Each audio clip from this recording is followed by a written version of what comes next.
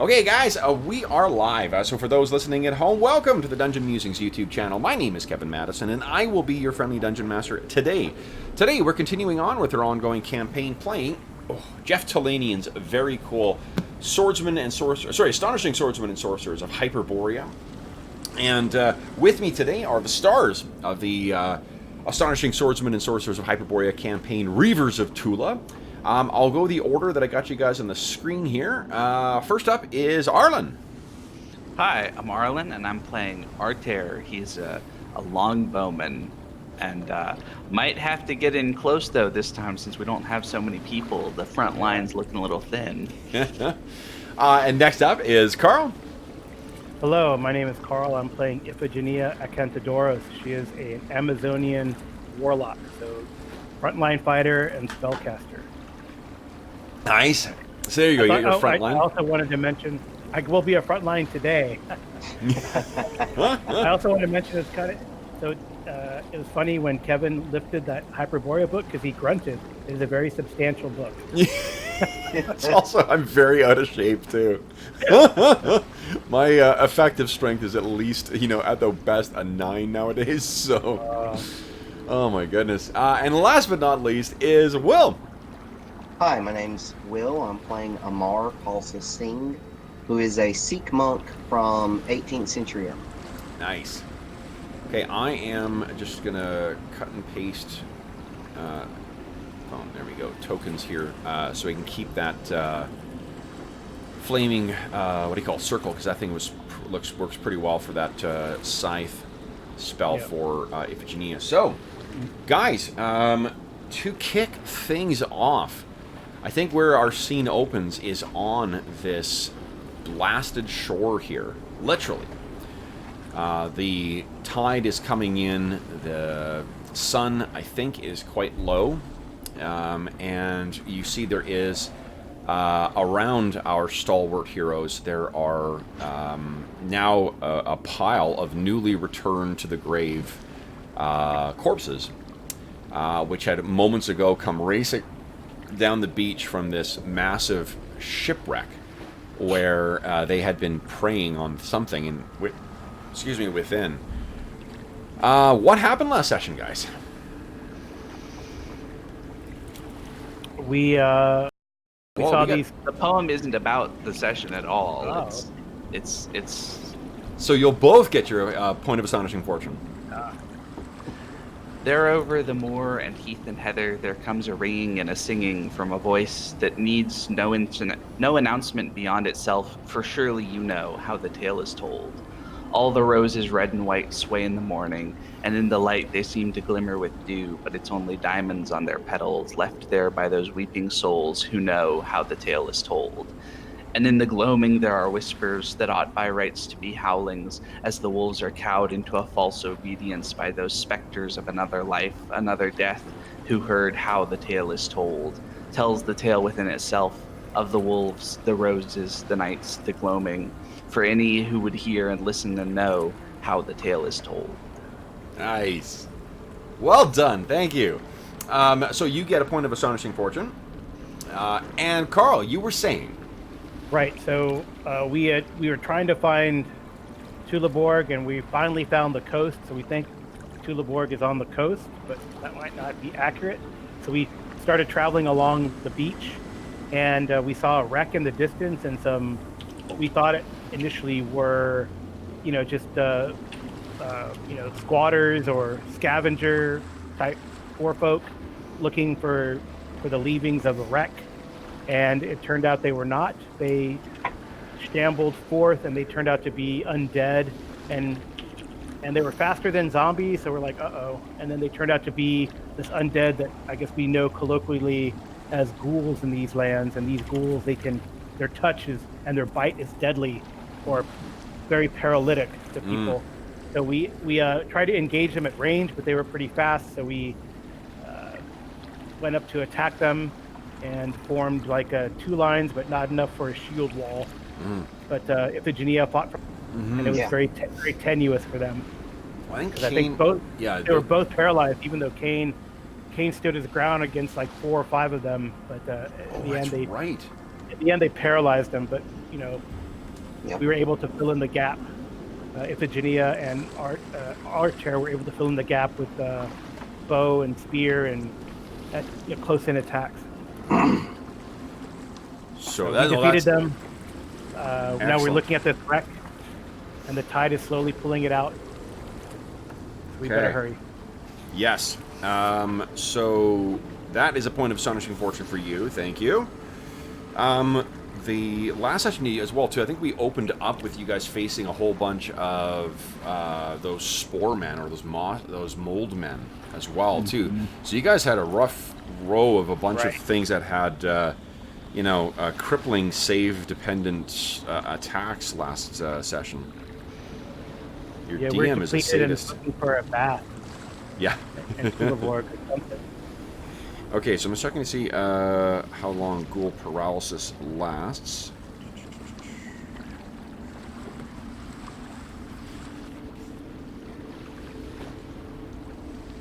Oh, 2d6 turns, unless the death save is made.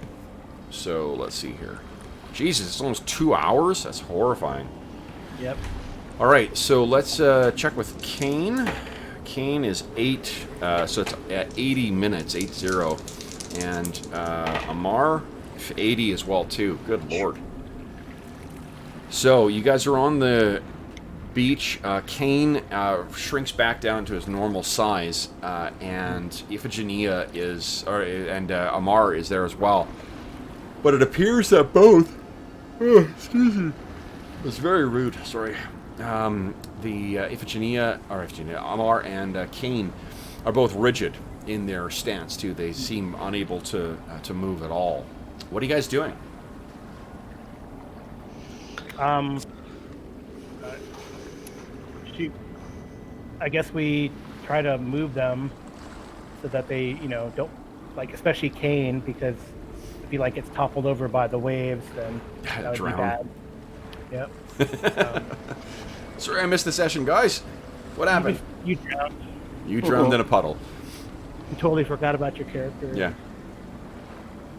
Wasn't that Barbarossa who drowned in a puddle? Oh no. Okay, so what are you guys doing? So what happens now, guys? We kind of put him up against the rocks, where we see the tide line, and then move towards to Sure. examine the wreck. Let's leave. Yeah, I think that's the... Malo and Reagan. Now, do you remember? Did Reagan use her her thing in the morning, the mead? I feel like Yeah, she did. Because I feel like believe so, because I used think it. that's how we found out that was that the cure disease thing, was useful against the spore monsters. Yeah. Okay. Yeah. So I think she has to wait till tomorrow to use it again. Okay. So that means she's out of healing resources. Amar, Amar's paralyzed, so Yeah. so he's not Get back with me in 79 Snap minutes. out of it. 79 minutes. Okay, so then, yeah, gee, so I guess that leaves Arter, Iphigenia, and maybe Malo will go with you guys. What do you think? Do you think he would go with you, or do you think just the... Well, let's just say the two of you will head off. Yeah, that, you know, the two of us. And Malo can watch Malo the. and Reagan will Yeah, watch they over our... Yeah, and I think what Malo and tells you as well... The crabs off of them. Oh, actually, Iphigenia, give me a D6 roll. You're the resident necromancer. Alright.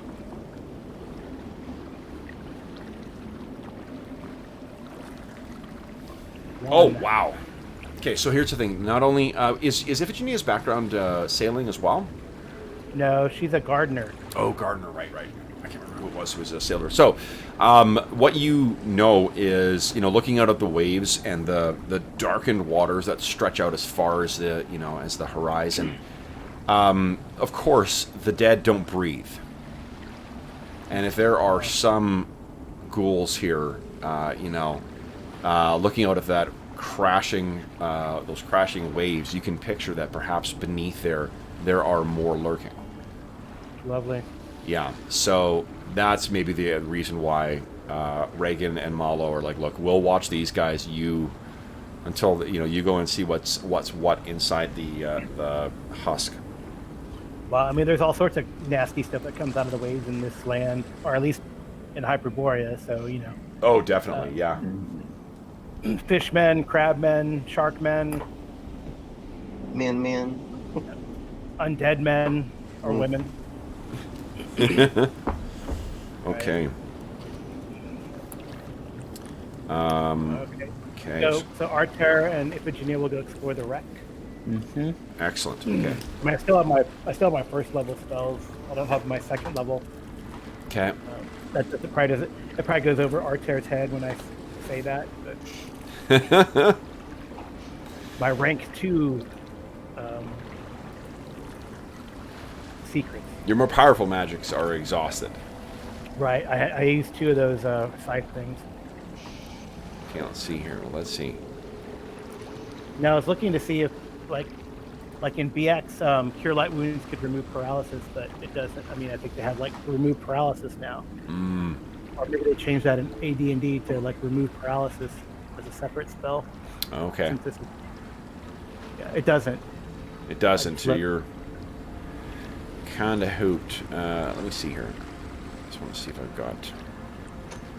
Yeah, there's a separate, like in AD&D, they added a separate spell. So that's why Hyperborea is also. Man, that's a 3rd level spell. Man, it's crazy. Well, they like to you keep. Can call paralysis. Yeah, they like to keep things dangerous for as long as possible. Okay. Now, I actually have... Oh, man, look at this. Look at this! Kev, you know what a real fucking DM would do is he'd add a ship to this map. Well, you know what, guys? I hear your complaints. Boom. I was just scared of the minding it.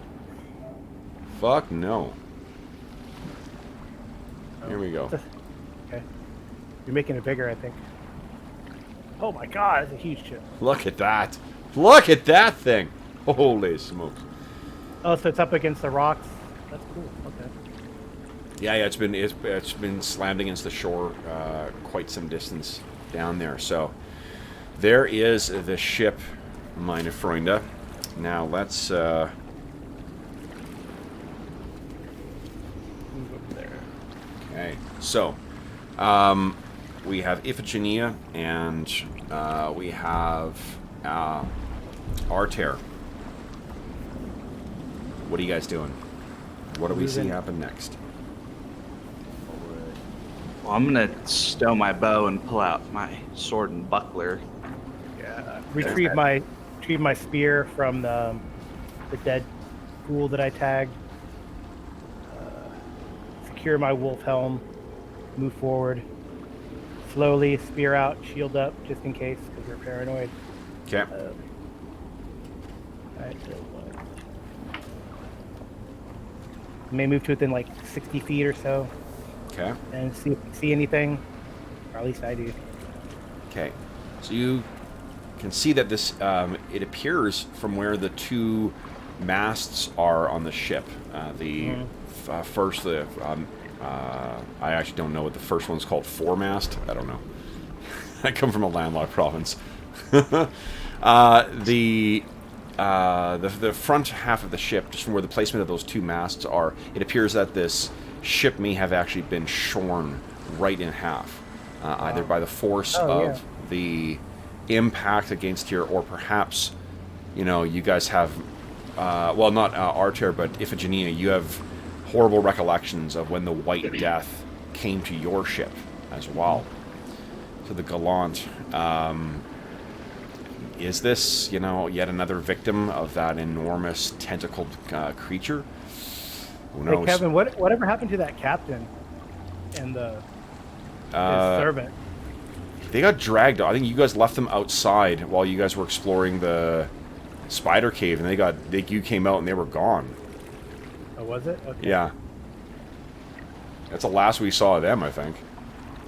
Because Eagle died before that, and then you guys left him out there, didn't you? And then Prada decided to come in rather than watch him. You guys spent a night, and then you came out and he was gone. Okay. Yep. All right. I just remembered that. What happened to that guy? I guess like you triggered the memory from me thinking about the Gallant. Yeah.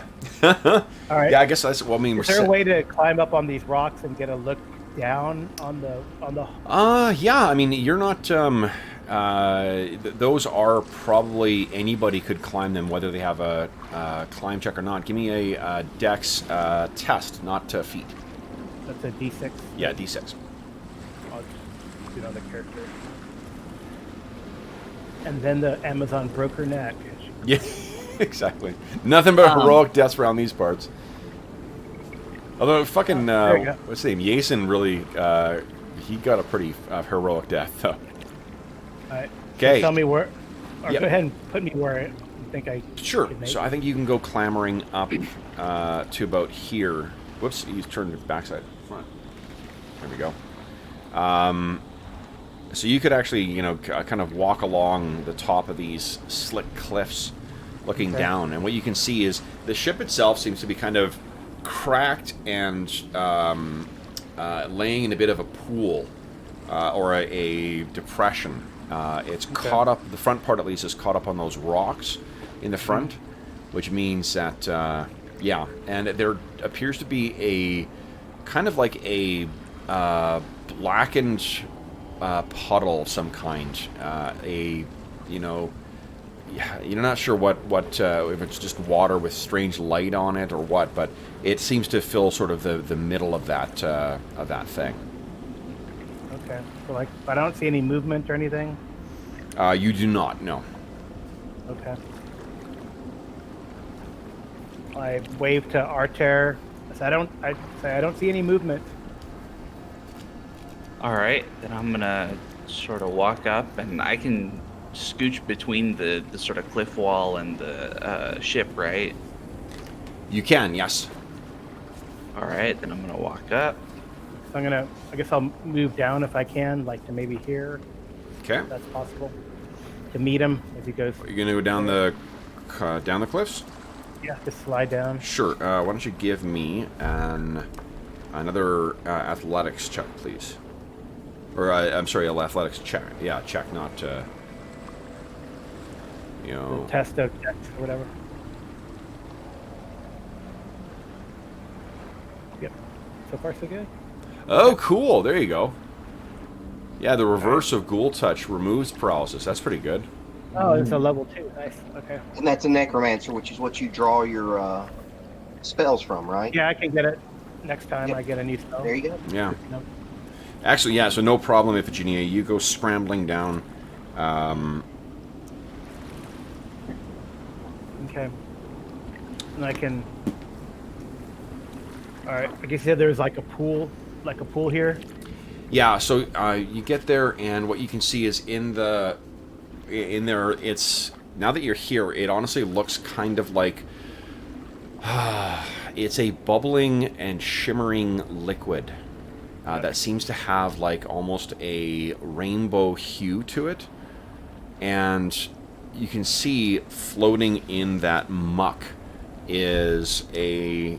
or not floating, but placed in that muck is what looks to be at least one desiccated human skeleton.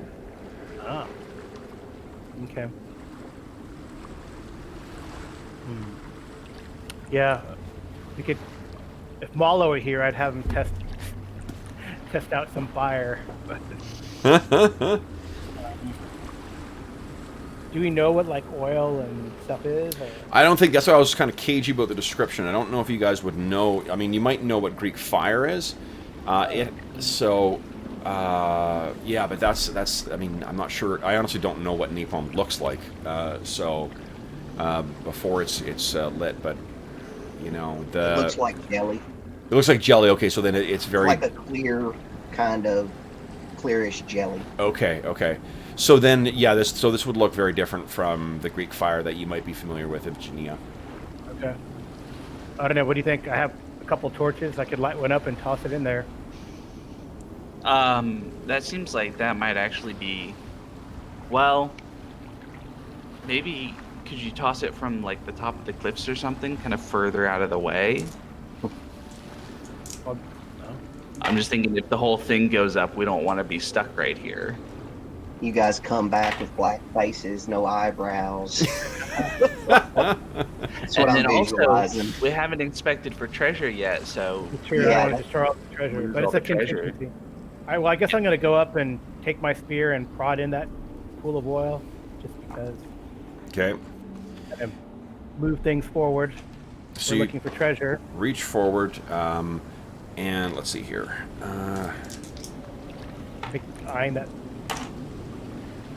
Yeah, I mean, your eyes are trained on that pool as you step towards it.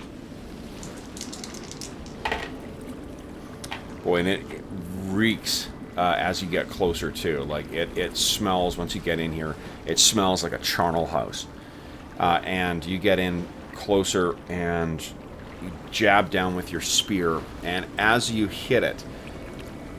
Hold on, we need to get some different music here.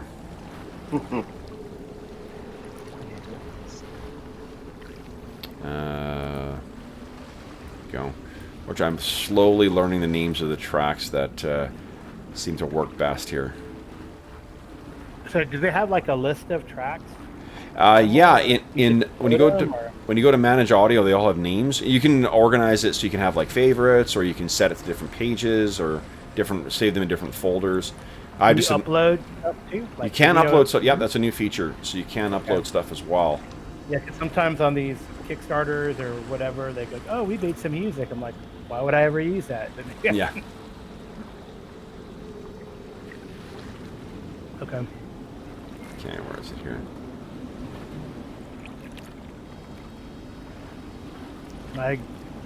I call back to Archer. It smells like death in here. Not surprising. No. Hopefully they're permanently dead. Are they mostly dead or dead? That is a valid concern in Thule. Okay, let's see.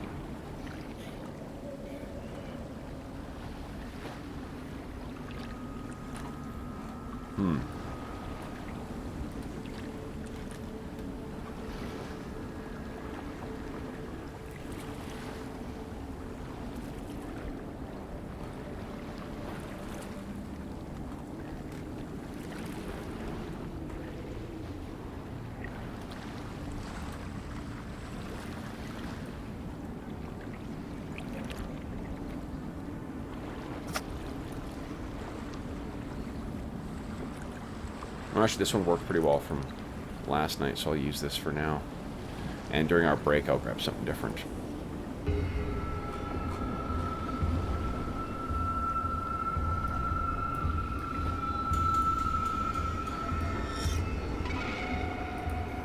So,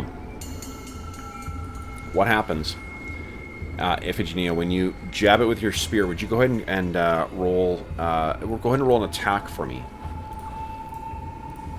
Okay.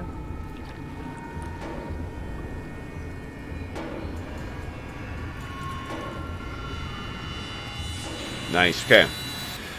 So you jab something there, and the stink, like I said, is just overwhelming. And what you see is the whole form kind of undulates and pulls back as if this whole thing was a gooey hole, and then a pseudopod full of bits of bone and dissolved flesh and, rot lashes out at you. What's your AC? AC is 3. It's 3. Okay, so that is a hit. And it slams into you. You take 9 points of damage. Now, guys, why don't you tell me... okay, let's see here. I'll roll randomly to see who's rolling initiative to start with. 1, 2, 3. So Will's going to be rolling initiative, and let's roll for surprise. 1. Arlen, you're rolling for surprise.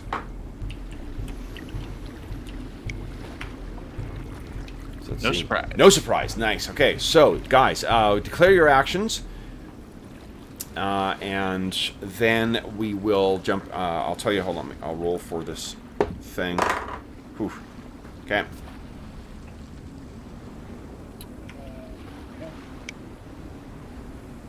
Melee hold. Okay. This Same thing. thing. Nice. Okay. So then, Like the spear didn't dissolve or anything, did it? it's smoldering on the end. Yeah. Okay. So, Will, beat my 4. All right. Nice. Nice. Okay.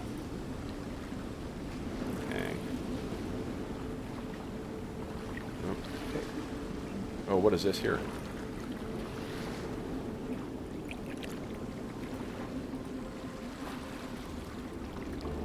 Looking for a token to drop. There we go. Something a little more heroic. Just As Arlen has pointed out, the Barrow Maze campaign at present is nothing but a constant slog of loss. So, which is not really true. You guys succeeded twice. You know, it's just the Yeah. okay. And let's see here.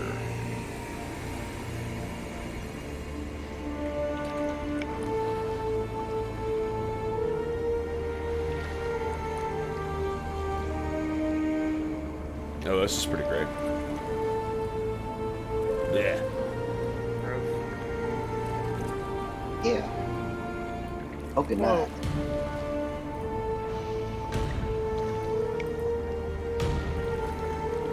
Okay. So So is the spear useless, or can I stab with it again? you can still stab with it again, but it appears like if it spends a good length of time in there, it's going to be it could suffer irreparable damage. So you guys are up first. You guys had declared melee, so who wants to go first?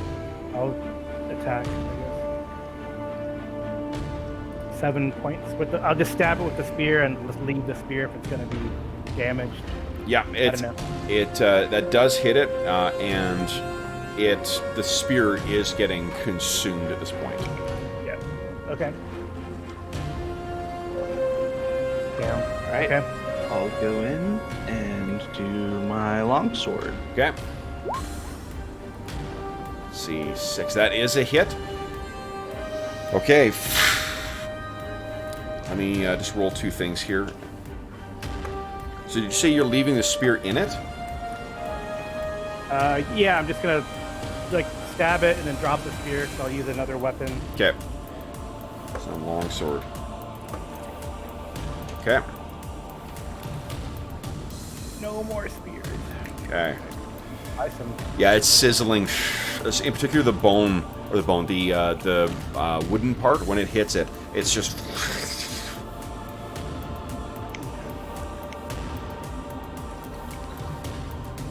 Yeah. Okay. So, Maybe I should have tossed that torch. so then once again, the pseudopod shoots out at you. I think it's gonna be Iphigenia again. She's the one who hurt this thing more. Oof. AC you said is 3. Yep. Okay, so this thing lashes out, and you do you have a shield or not? I do. You do. Okay, so it slams into the shield, leaving this burning, like remnants or grease or slime on the shield, Okay. but it does not do any damage. Okay. So that is end of phase 1. Phase 2, you guys were holding. Yeah. Is that right? Okay. So that is it is beginning to slosh forward towards you guys as if to try and cover your feet. Okay. Okay. End of the round, guys. Top of next round. Go ahead and declare actions. Amar is still winning initiative, so you're still rolling. Okay. So I'll show you in a second here.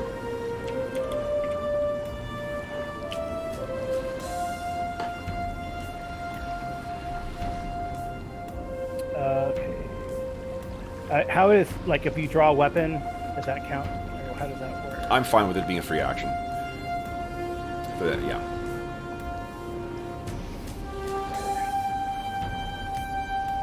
I guess I gotta do the...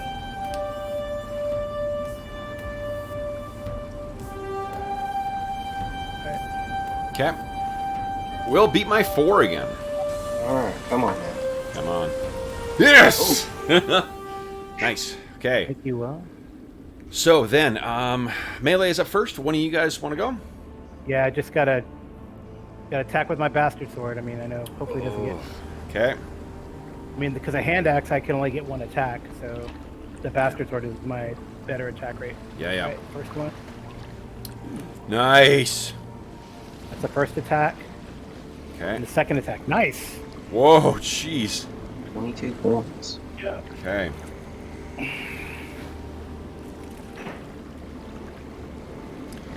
So with that massive strike, you actually carve off a piece of this, and it hits the ground, and it horribly raises up and begins coming towards you, half of a shattered skull within its hide,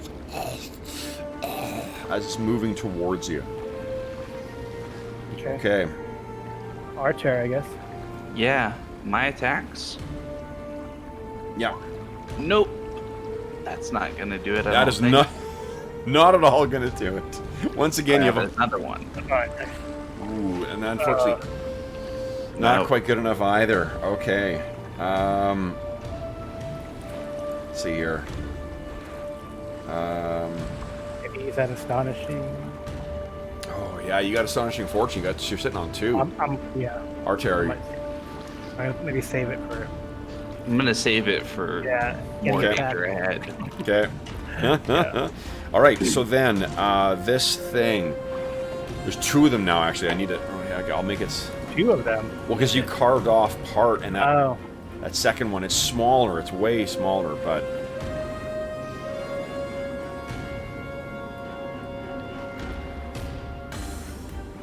There we go. So there's still the big one and the small one? There's still the big one and the small one, yeah. Okay. So... Okay, great. Alright, so then, this... big one...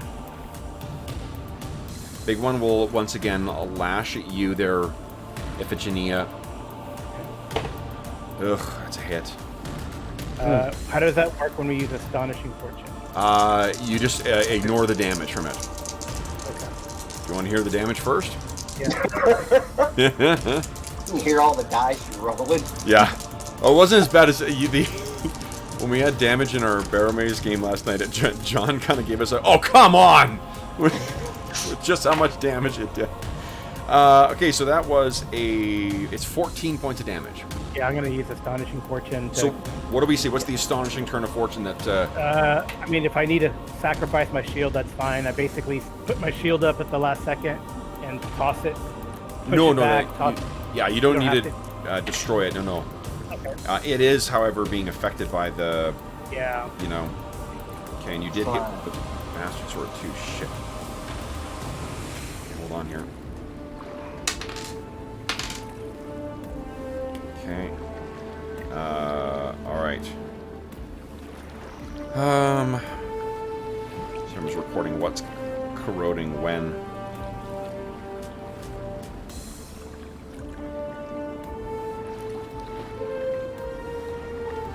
Okay. And then the little one, beside you, Iphigenia, likewise, oh fuck, 18. So it hits, and it does 6 points of damage as that burning pseudopod slams into you. Alright.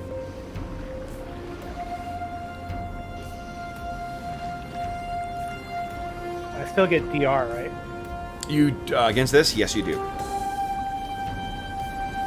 Okay. And then that is it for the enemies.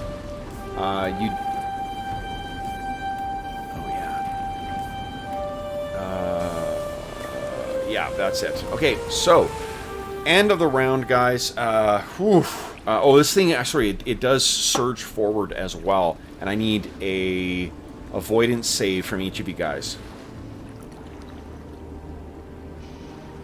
Oh, Damn it. Dang. I think using a point of astonishing fortune there to actually avoid it. I'm gonna The consequence is it's 7 points of damage. I saw it. I'm like, oh, it's Yeah. only a 1. Like, no, it's a fucking 7. Yeah, Okay. I'm gonna use an astonishing fortune. Okay, so you guys deke back as this thing oozes out towards you. Okay. So, guys, let's declare actions one more time. One more time, he said. Ooh. Yeah, I heard that. Once again, I meant. And go ahead and declare your actions, and we'll see how.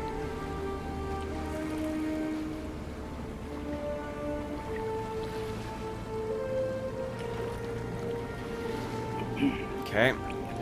And guys, beat my 5. Oh. Okay. Oot! All right. So first, and because actually, if Iphigenia is the only one who's hitting this thing right now for any substantial force, it's going to keep focusing. I'm going to change dice too because I'm rolling too well with that one. We'll go with the old red dice. Let's see here. Yeah, and there you go. So the big one lurches up and then tries to come down on you, Iphigenia. You dive roll to the side to get out of its way, and it hits the ground. The sand is sizzling behind it. Actually, the sand... Forgive me, the sand is not. But then this little one comes up and tries to get you, and I don't think it hits. Nope, it misses. So you're on the ground, and the smaller one tries to mimic its larger counterpart. You roll, get to your feet, and it's your turn, guys. Who wants to attack? Go ahead. You can go All right. first. Yeah. Jeez. Speaking of changing dice. All right. Bastard sword for me. Oh, that is a hit. Oh, Big hit, too. Holy shit. the big one. Okay. Focus on the big one, I guess. I don't know. Okay. So that, again, splits off. Jeez. It's like... Okay. Okay. And then, let's see here. We have the end of the round, I guess. Oh no, it surges forward.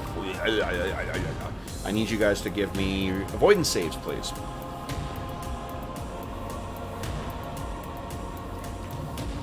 Nice! Yeah. Well done. Outstanding. Okay, so then that is the... you guys are fine. You deke back. Oh, Iphigenia, you're being pushed against the wall by this thing. Okay. Oh, man. Okay, then, end of round. Will, you have unfortunately been fired from initiative. No, that's all right. And Arlen, you are up. Actually, no, you're not playing anyone right now. You're just stunned, so why don't you keep rolling? Okay. This is going to be a tall order for you this time. So, Arter and Iphigenia, go ahead and declare your actions. Just hack at it. That's all we can do, right? Well, or we Run could. away. We thought, yeah, we could try to run away. Yeah, I guess I could try to run away, I guess, maybe. Fall back.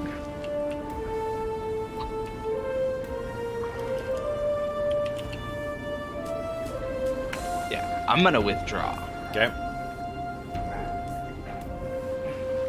Okay. Let's try that. Let's see here. I'm going to make one check here.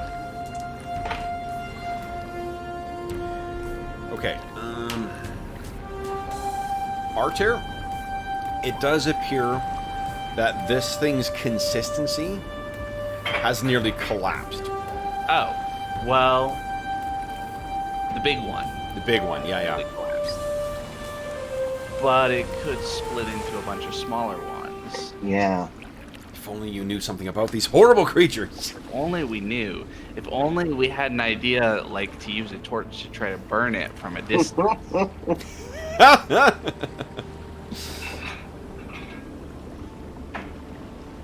I think, okay, rolling initiative?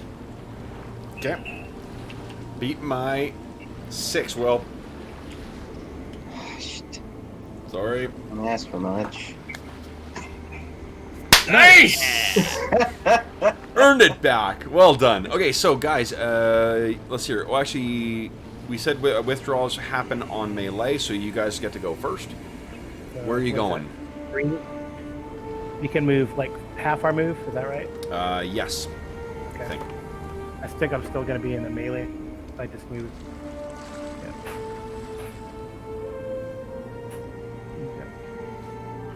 let's see here. Or do I get? I don't get my full move, right? I just get the half. Yeah, half path for withdraw. I wonder if I can. No, I wouldn't be able to clamber up through difficult terrain. Well, if all you're doing is withdrawing, you get to move your backpedal at your full move. Oh, okay. Yeah, You can defend and back. You can move 3 more. Than, Yeah, backpedal at full movement and simply defend. Alter, you can. Okay. Yeah. I moved more. Okay. Okay. Maybe kite it if it's slow. Yep. Well, yeah, so one of the things I'm thinking is we were worried about burning down the whole ship. If we can get it to move away from the ship when we throw torches at it or something Yeah. from Okay. a distance. So this thing is going to melee, which means it can move half its move. That's about as far as it can move. Its little counterparts are doing the same.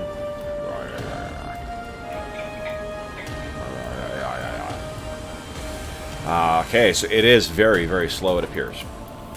Okay. Okay, second phase, move again. We can. Okay.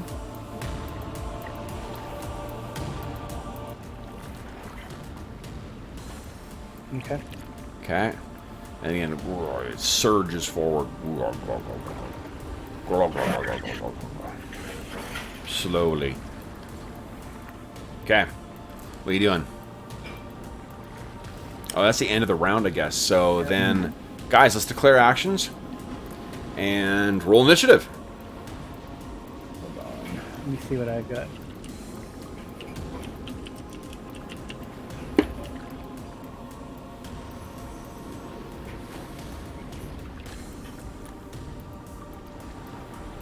Nice.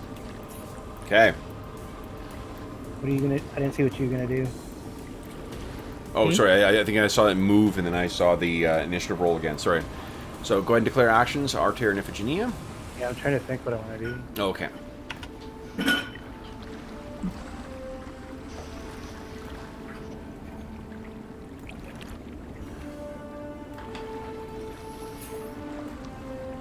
Okay.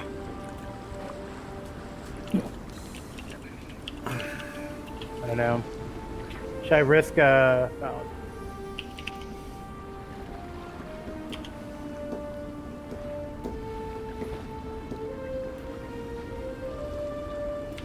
Should you risk? The answer is always yes. this is risky.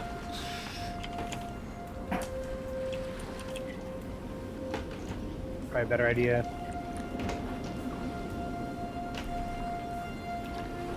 That's a better idea since I have 2 more torches. Okay. Excellent. All right. So then, Will. I'm concerned that like if I use some magic, it won't do anything, or it'll make it worse. Beat my 3. All right. Come on, Will. Nice, 6 again. Okay, so guys, first up, this thing is not meleeing actually, and then it's not melee, not missile, not magic. So it's move. You guys get to move first. We do our half move, right? Yes, yeah, that's right. Okay, so this thing uses its half move, starts moving its way back, and these smaller things do the same. Oops. Okay. That's the end of first phase. Second phase, you guys, well, say you light the torches during... Yeah, and then this thing will move another... slowly start moving its way back inside, as are its tinier counterparts. Okay, then it is end of the round, top of the next round. What are you guys doing? Or yeah, going to declare your actions. Your torches are both lit now. Do you want to shoot at it? Like I can get some of that pitch off the torch and shoot at it? Shoot like flaming arrows at it? Yeah. I was just gonna run up and throw the torch. Okay. You're better with the bow, aren't you? I am better with the bow, but I'm pretty good at just any range Throwing. attack. Okay, you know what I'm going to do, just to make sure? I'm going to do magic.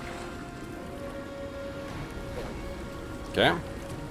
Magic and then move. I can't move after magic, can I? Not after, no. But you can move before. You can move in phase 1 and then do magic if you want. You're gonna move and then throw? I'm gonna move and then throw. So I'm gonna give you like a cantrip, that tree strike cantrip, to give you extra attack. So I'll let you know. I'll try to enhance your throw. Okay. So we'll hopefully move together. They'll give you a +2, but hey, something. Okay, let's see here.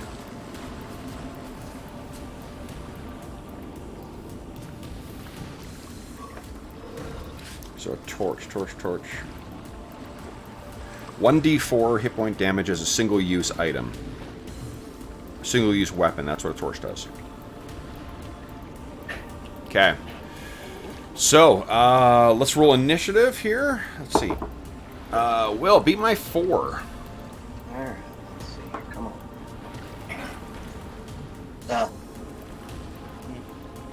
Oh. So, it gets to move first. It moves inside the thing, as do its little... You can see one of the trailing ones, and you think you can see one of those smaller ones begin to interlink with its progenitor, or the larger mass, and mix back together again. That's you guys. You get your move. Go ahead.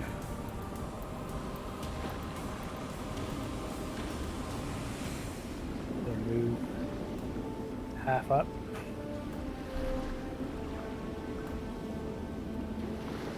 Archer, are you gonna do that, or what are you gonna do? No, I just moved. Okay. All right. Okay. So can he hold his action before he throws it? So to cast a spell, or? Yep. Okay. Yeah. So I cast the tree strike on you to give you a bonus of +2. Nice. Okay. And your turn then, Archer. Okay, so I'm trying to throw it basically kind of up and over into the mix in here. Okay. Right? Okay. AC is gonna be pretty high then, so Okay. it'll be fairly easy. Yeah. Oh yeah. So you and it hits, and you hear this dull as you can see there's flickering even in the daylight. You can see the flickering of flames from within. What do you do next?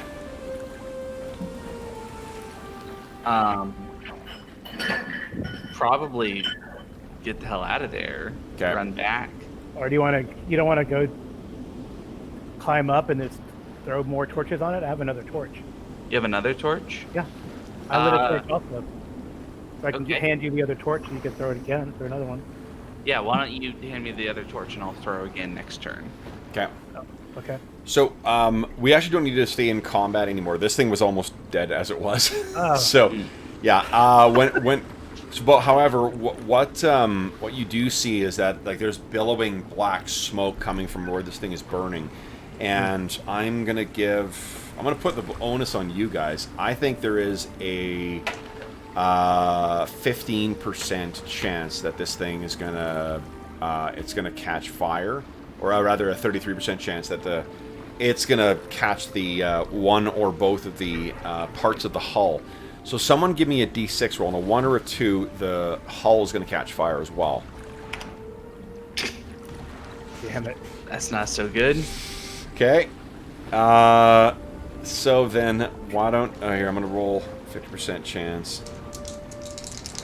Yeah, okay, so then it's a question of whether one or both of the bits of the hull catch. I think that if you roll a 1 on a d6, it's both of them. Go ahead. No, so it's only 1. So the left is 1 to 3. The right is 4 to 6. The left is likely where the cargo hold would be. Yep. God damn it. Okay, so it's beginning to catch, guys. What are you gonna... if you have any intent on trying to loot that thing, now is the time. Okay, well I guess we'll try to rush forward to loot. I don't know if I have any Okay, here's what we'll do is,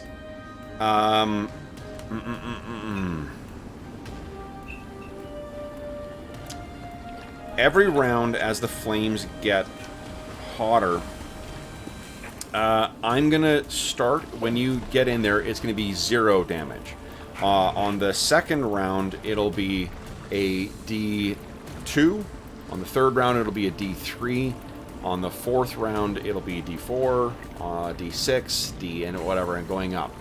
I'm not going to allow a save against it because you're focusing on trying to loot stuff. Yeah. So Yeah, I can take 2 rounds before it gets bad for me. Okay. Or 3 rounds. 3 rounds. Okay. The D2 and the D3. So for this round, guys, I got 3 rounds. 3 rounds. So why don't we do this? You both kind of look at each other, and do we see then what sprint towards it? What? Yeah. Yep. Okay, so you guys go racing and start clambering into this thing. Shit. Now, tell me about any strategy you have here. Knowing that this thing consumes, or seemingly consumes metal and wood. Seems like try to find the cargo holdy area, which I'm guessing is sort of under the main mast down here. Is there like a hole that we can go, or is that thing in the way? Yeah, I think you can probably climb in. There's ample opportunity to get in there. So you're going to the deeper part of it? Yeah. Yeah. Okay. So you go clambering in there. The flames begin to lick around you. Let's do this. What are your respective wisdoms? 12. 12. 12? Okay, oh jeez. Yeah. All right, so give I me... was running in there.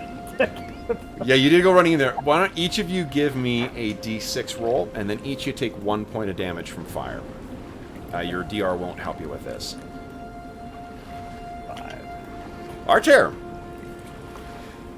Okay, Archer, give me a D8 roll. 4. Okay, so you go diving in there. The flames begin to... here, we'll put you right in the hold.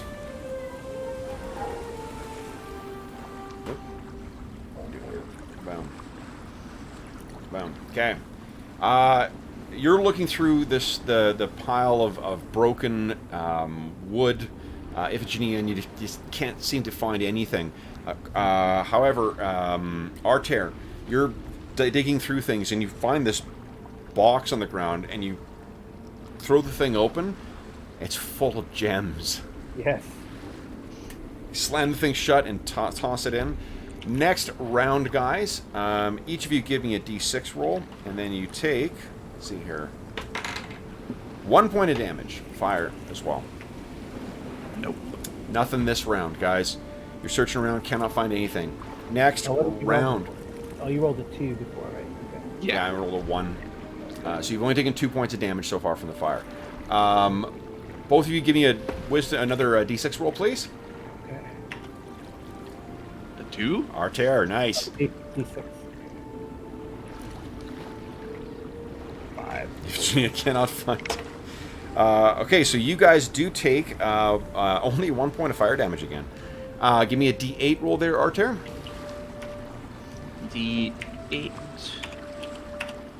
Another 4.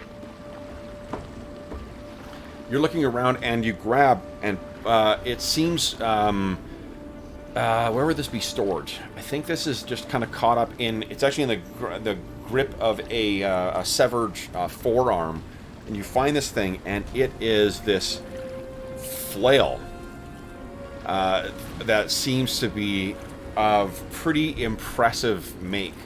I think, oh, you know, I got my chart here. Give me a, I'll just say, it has a solid and heavy cast to it, and you can see that on the flanges on the head, there are markings that are clear runic markings. You don't necessarily read them, but you can tell what they are. This seems an impressive object. Okay. Next round, guys. Are we still, what are we at? You just took another 1 point of damage that time. What is it?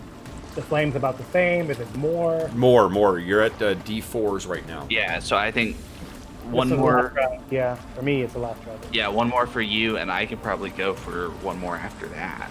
Okay. I was gonna ask you. So the back half didn't get caught on fire, right? The back half is on where you guys are. That is on fire. The four of the. The aft. Okay, the aft might have like the captain's quarters. Well, no, you're in the aft, right? Aft is the we're back of the ship. No, we're in the front of the ship. No, we're in the back. We're right over here. Yeah, the prow is over here. Oh, it is. Yeah, Okay. because you wouldn't have the hold at the back of the ship. You see the little. Oh, gotcha. Yeah. I see. Never mind. Okay. I gotcha. It's weird. Okay. Okay, I thought so. these were like a ram or something. It's actually probably like the rudder. The I thought I double was back. ship, both sides are the front. Yeah, both sides of the front. All right, so let's see here. Then, D6 again. yeah, and, D6 again from both of you, please. So, Oh. Virginia, finally find something. Give me a D8 roll, please. one. You guys each take 2 points of fire damage. Yeah. And you finally you're tossing things around, and what you find is this fairly large chest. You throw the clasp on it, you toss it open, pushing the wood that's piled on top of it out of the way. Mm-hmm. This chest seems to contain 3,000 pieces of copper. Lovely. Gee, bam, boom, closed. All right, we're now up to D6 with fire damage. And this is where you're leaving, Virginia, Yeah, right? I'm leaving. So you grab the copper chest, you pull the thing out. Yeah. And I'm gonna, as you go by, hand you the flail so that I still have a free hand. Okay. Okay. So then go ahead and give me a D6 roll. Okay. 4 points of fire damage. We're now up to a D8. All right, one more. Never underestimate the motivation of greed. Love it. Can I look in here since it's not on fire? Just while he's doing it? No, for now, yeah. I mean, there's not going to be anything in there. It's all Okay. hold. Yeah. For posterity, I do Okay. that. Ooh. Give me a D8 roll, please.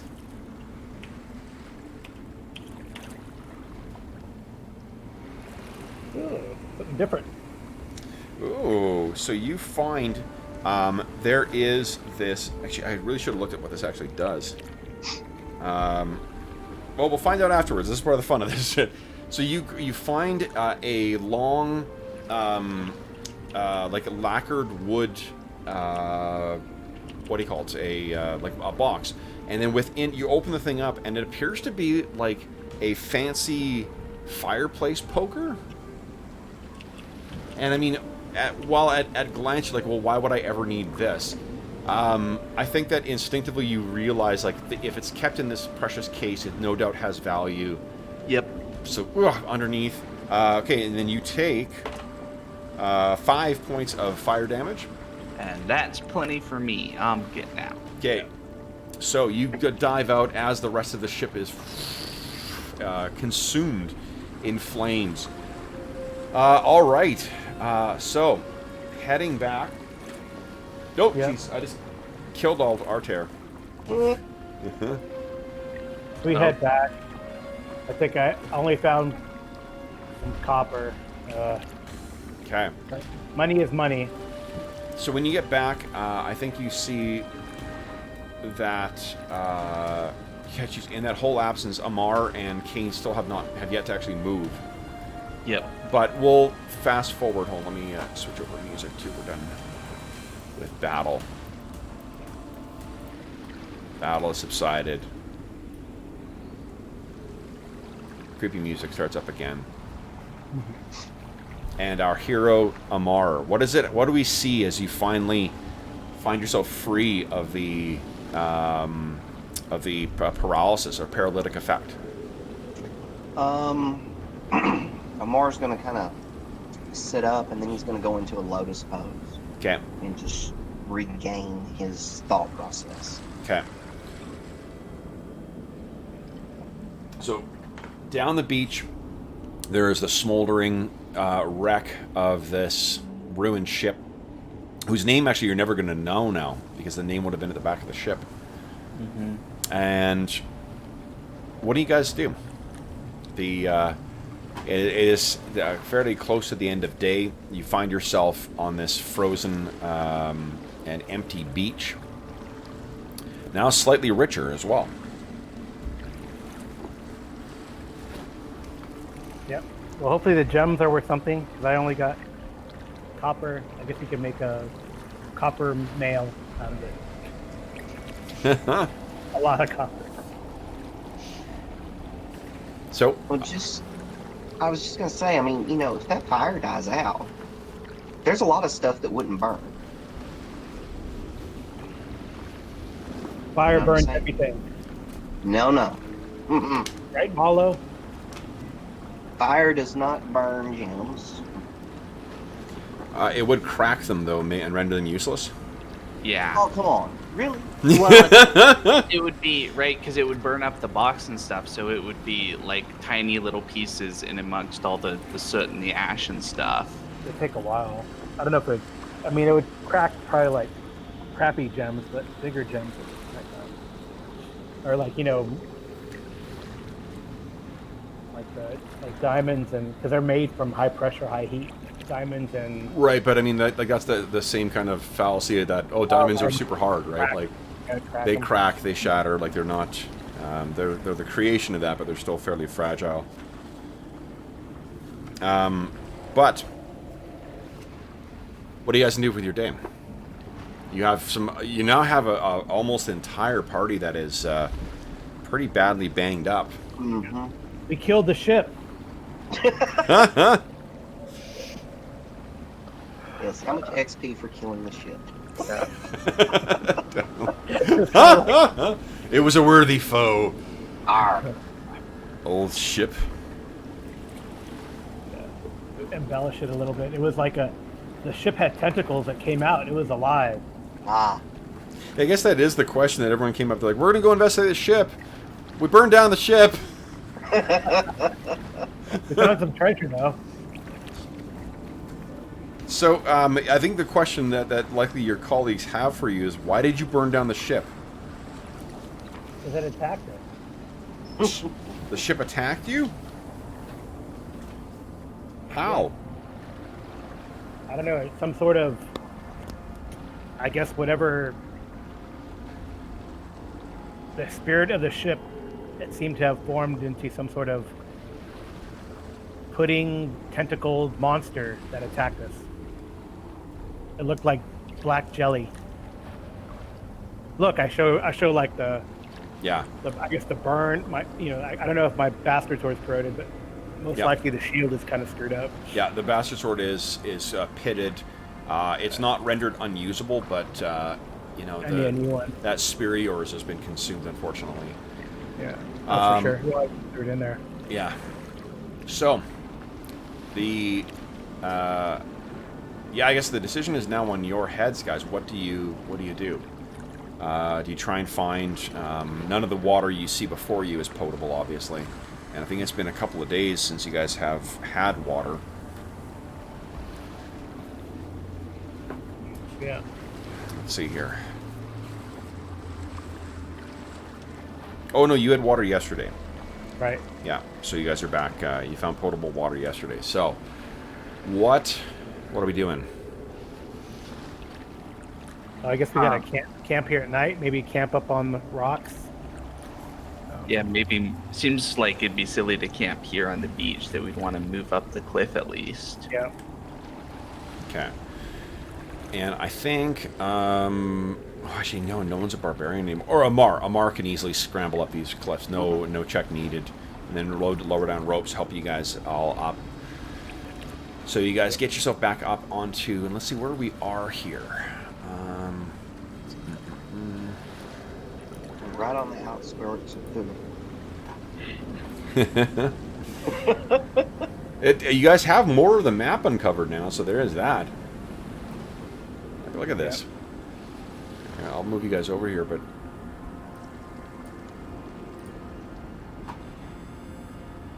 Look how far you've come.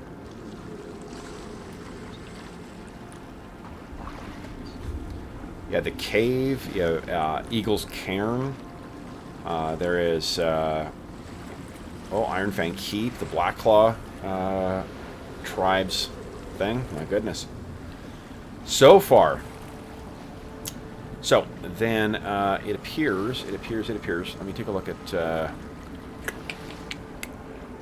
it appears you're still in tundra again.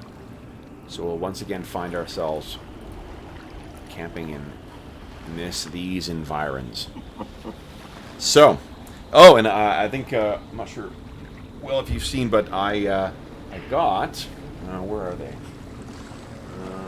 They're underneath there. I had a viewer who suggested this series called Cinematic Environs from Critical Hit Publishing.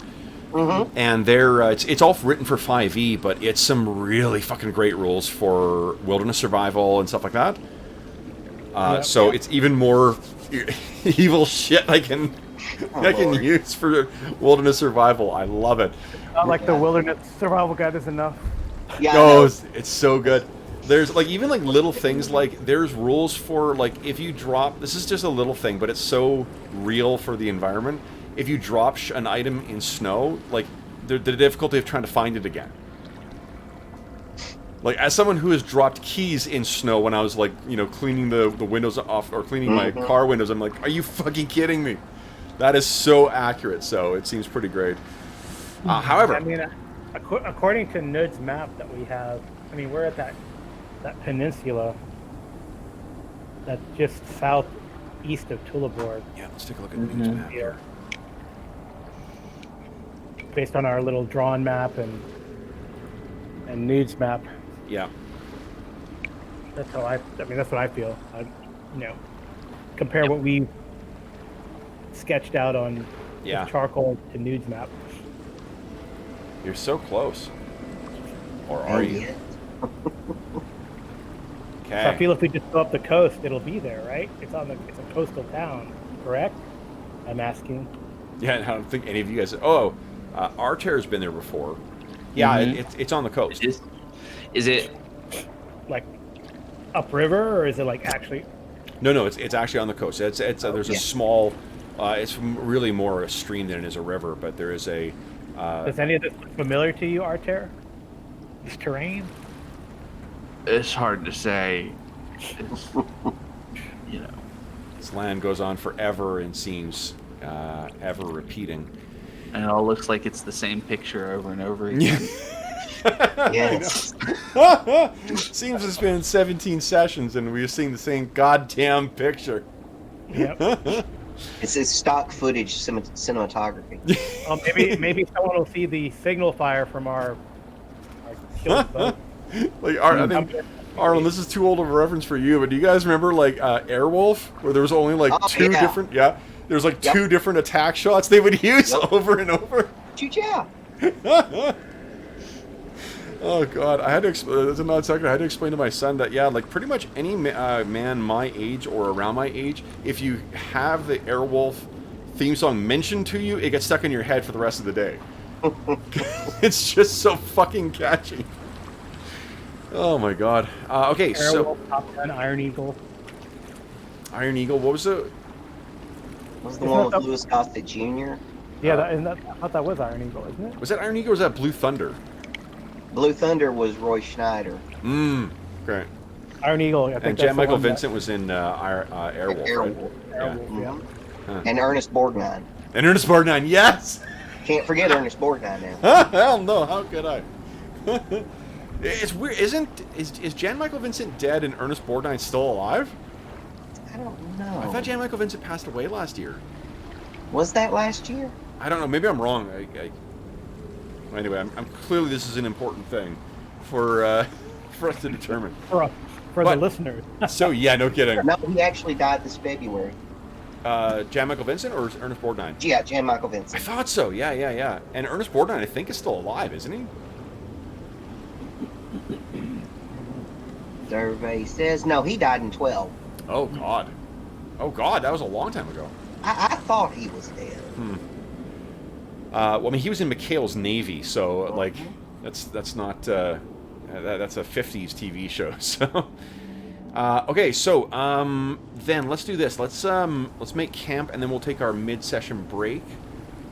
So who wants to look for firewood? Who wants to try? Oh, first off, let's try and find shelter. Water. Oh, shelter. The percentile dice. Yes, please. Let's see here. Okay, oh, high's rarely good here.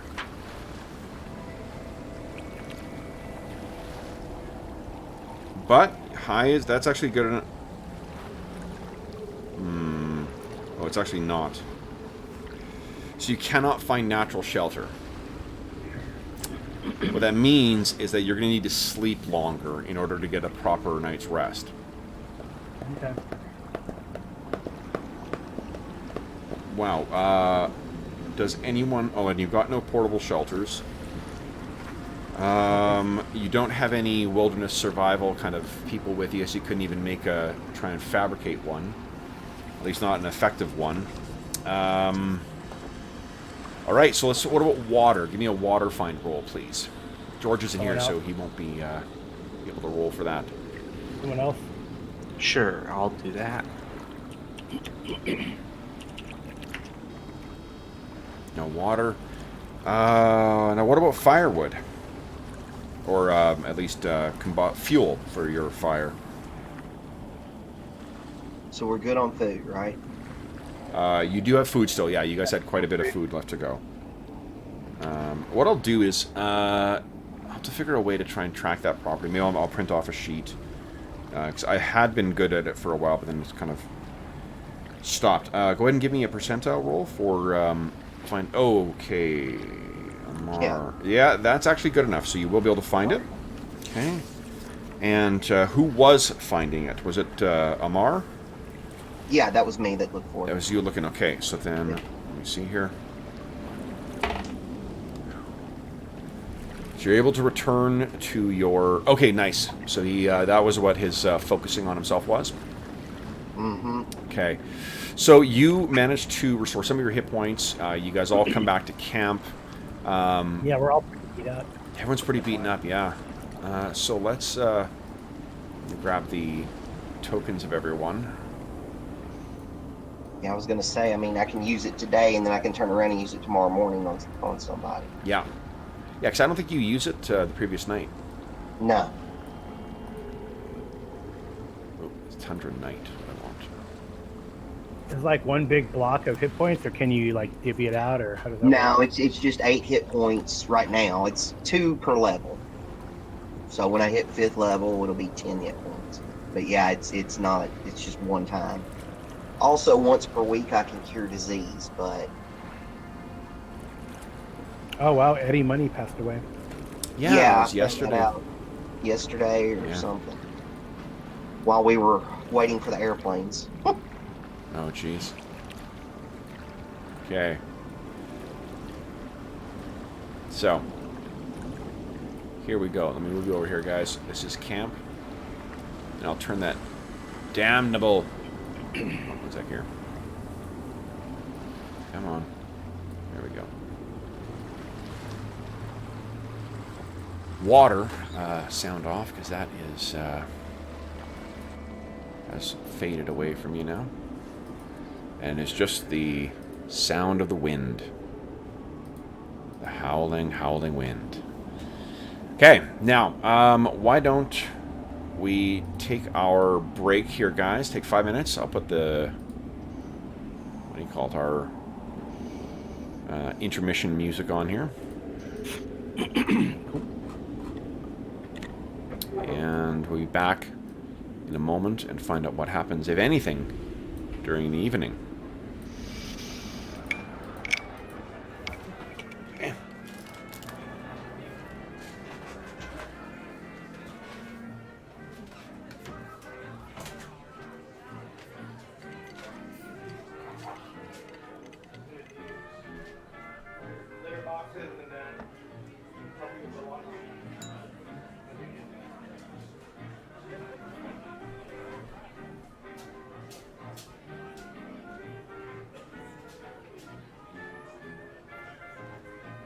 We should get the laundry started then.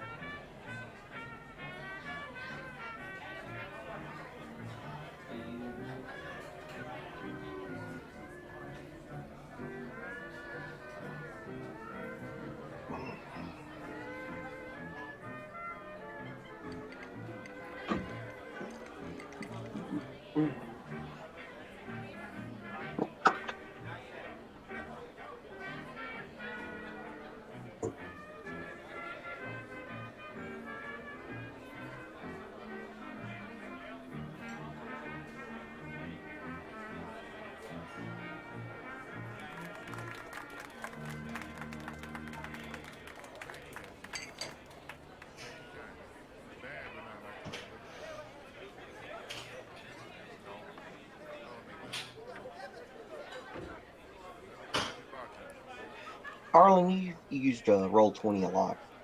Yeah, I use Roll20 pretty regularly. If I change my hit points on my character sheet, shouldn't it reflect on my icon on the map? It is supposed to. Okay. I guess I'll just have to manually do it because I've even reconnected a couple times. It might, yeah, it might, because it depends specifically on how it's been set up. Uh huh. Because you can set up a token to reflect a certain attribute from a character sheet. Yep. But if it's set up not like that, it could be set up as just like a number out of a number without connected to anything essentially. Yeah. So I'm that's pretty probably what sure. it is. I'm pretty sure last time I decreased it on my sheet and it reflected on my token. I don't remember though.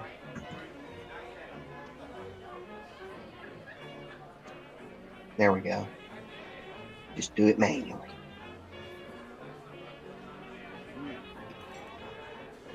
And then who was it that has that horn? Is that Reagan's? Reagan has the horn. So we can use that in the morning. Yeah, in the morning we can get some back. And then I'll probably have to lay hands on Kane Yep, because he's probably going to be the one that's most injured. probably.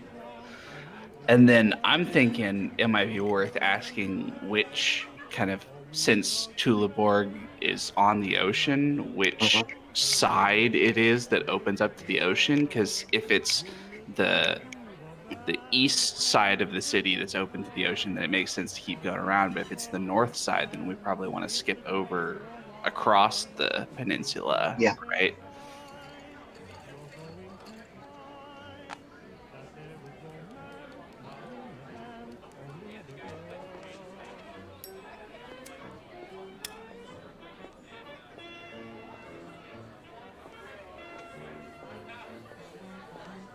I am so ready to hit 5th level. Yeah. That's when my hand-to-hand attacks become magical. Nice. Yeah.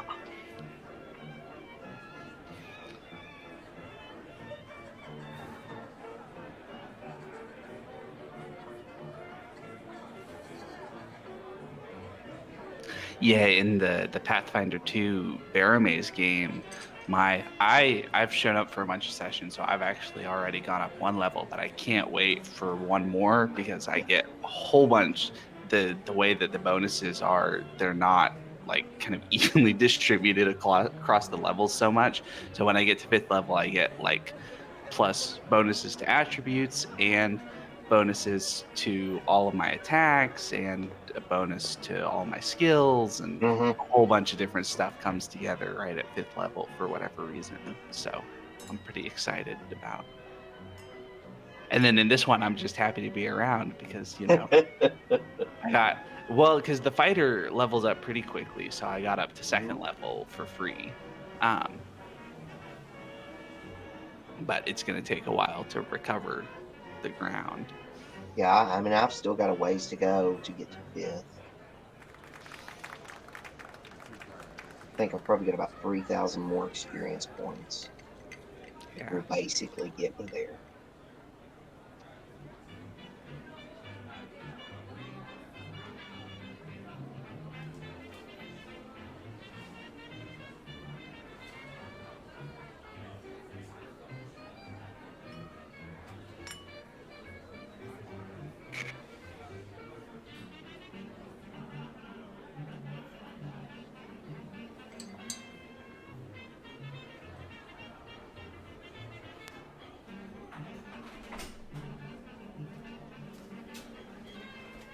Carl, I think you're muted if you're trying to talk to us. Oh, all right. Sorry about that. No, I'm not muted. Okay. Here we go. Here we go. All right. Whew. Hey, Will, your camera's working. Okay, well, see, it worked on my end, but I couldn't see you on either Hangouts or Roll20. So I reconnected a couple times, and then I it was sorted talking to itself Arlen. out. Yeah, I was talking to Weird. Arlen. I was having problems getting my hit points to adjust on my token. Yeah. So, because Okay. usually when I change on the character sheet, it changes on the token. That's weird. Yeah, it's Roll20. Yeah, Roll20, yeah. All right. So we got someone in chat. How action and or combat focused is this game? Patrick, do you mean Ash or do you mean this campaign? Because the game itself is AD&D, very heavily AD&D based. So I mean, the game has all the elements that are in AD&D. There is a lot of combat because it's a old school AD&D style game. Our campaign it has a lot of combat in it, but it's I think more exploration focused than it is combat focused, though there is a lot of combat too, because it's a dangerous world. So hopefully that answers your question about the game and the campaign. Okay, so guys, you find yourself making camp. It is not going to be a pleasant night because you are sort of out and exposed to the elements here. Because you're spending or a little extra time here, we're going to have to check for random encounters twice.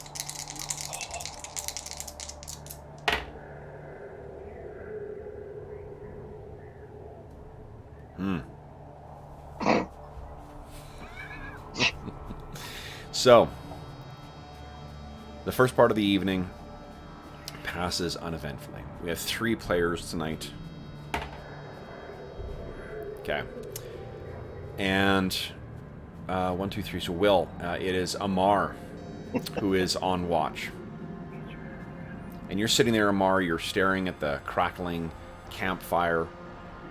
You know what? So here's what came in.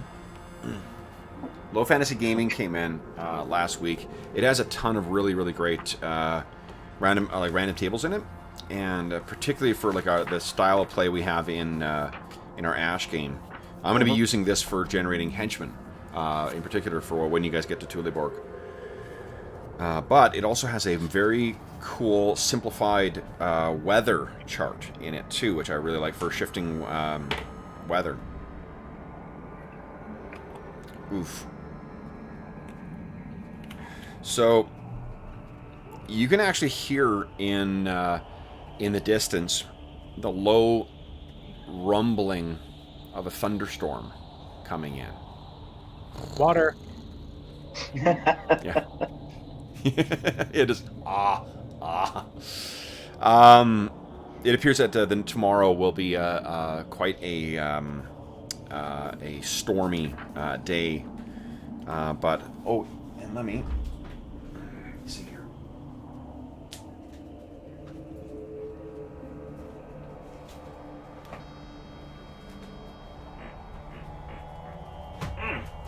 Ha! Determined to make use of every book I own in this campaign. Yep. This is what I was talking about, the cinematic environs. Okay. Yeah, it's cool. Like it's all 5e stuff, but they've got the one thing they don't have yet, unfortunately, is for like swamps or moors, which I really want for my Bear Maze game. But pretty fucking cool, nonetheless. Where is it here?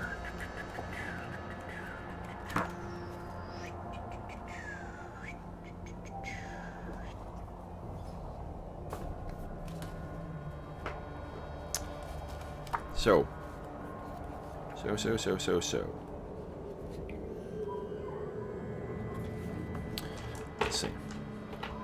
Let's see.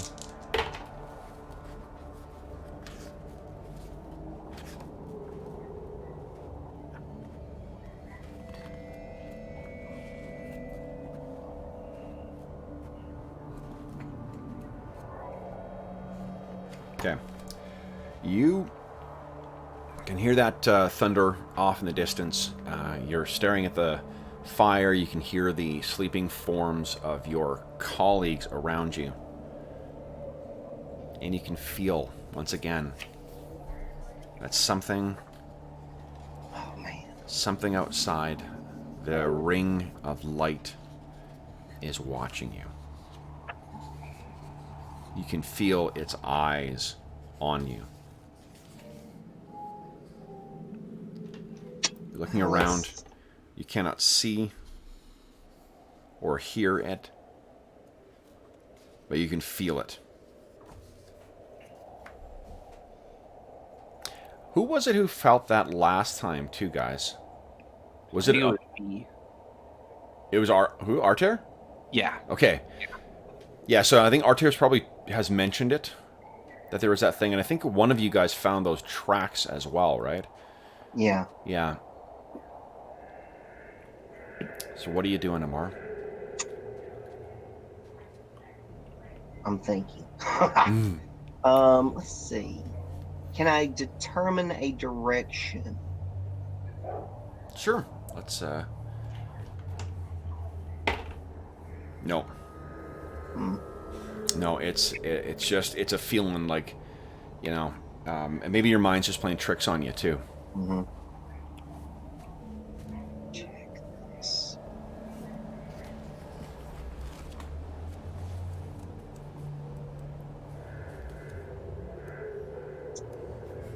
The wind howls. The fire crackles. What are you doing?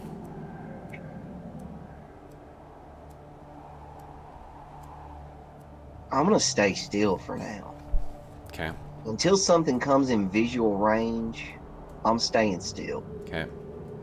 So you're staying very still. And you think you can hear something moving, crunching the light layer of frost that has fallen. And you think it is to the north of the camp. Okay.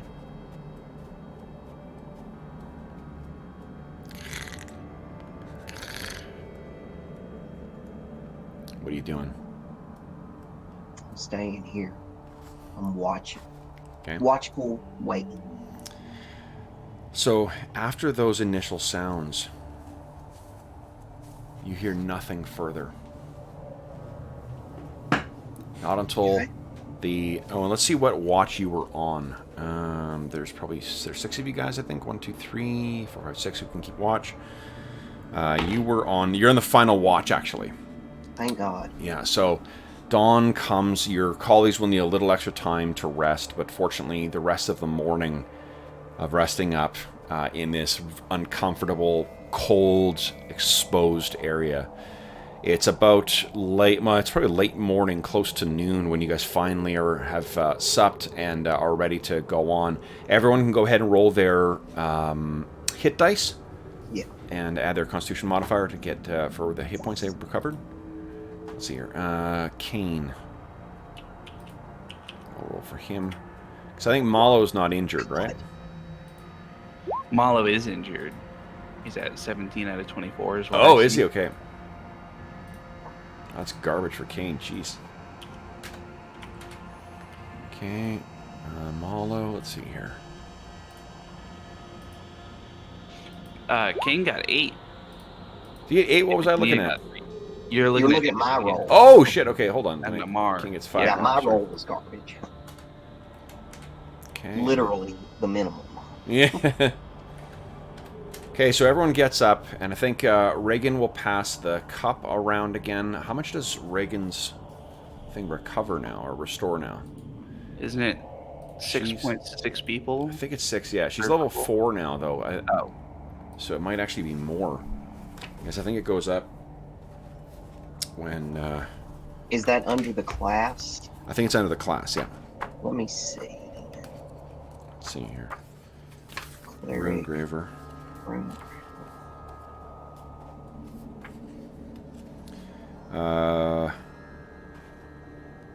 2 hit points per day per CA. So her caster ability is 4 now, so it's 8 hit points actually. Cool. Yeah, so 6 people will gain 8 hit points. Let's see here. Arter, Iphigenia, Ma... Oh, geez, it's difficult to decide here. So Kane, Amar, Iphigenia for sure, right? Because you're all below half. So who gets the last one? Well, it's 6 people, right? And we've got 6 Oh, 6, of course. Well, I'm thinking it's 3. Sorry, I'm a dummy. Okay. So, yeah, everybody gets 8 hit points. Nice, so everyone's back up to... Oh, well, everyone except for Kane is back up to full. There it went. All right.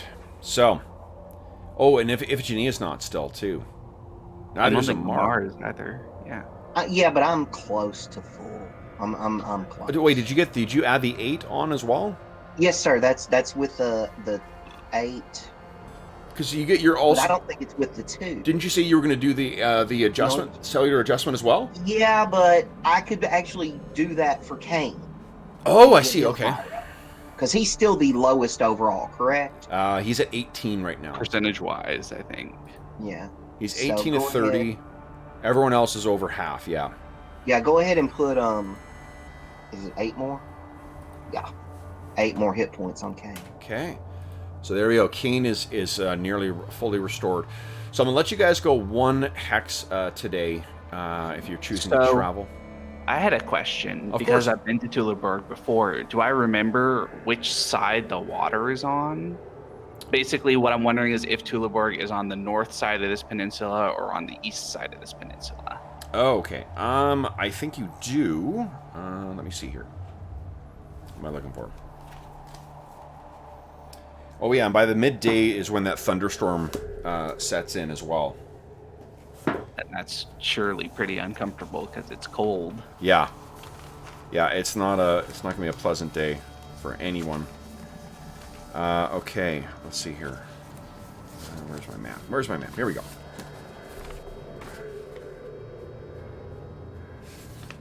Tula Borg is it is on the northern coast.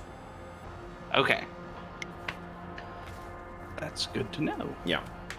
So, let's go to our map here, guys, and figure out where you guys want to go next, and see if you get lost. All right, actually, I'm going to move these maps over a bit too, because we've got lots of maps that are getting used a lot less, that are far too high up on the sheet here. Oops, come on, you. Move. Yep. And move. There we go. All right. Oops, sorry, I didn't bring you guys over.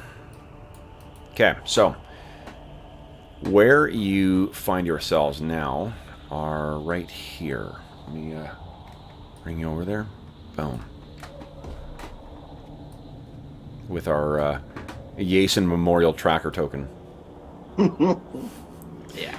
So I think Tula Borg is like right here, right to the northwest of us. Okay. So you want to go towards that northwest hex there? Yeah. Okay. Okay. So you're heading to the northwest? Yeah. Okay. I think so. I think Carl might be muted. Oh. Yeah, I'm muted. Northwest, I agree. Northwest, you agree. Okay. Yeah, So because he's been there before. He couldn't lead us astray. unless he's leading you into an ambush. It's an elaborate ploy by Kevin Arlen. Now, that is the direction you guys are going. Once again, bold plays. When everyone else is away, things go just wild. So here we go, guys. Ready? 1, 2, 3.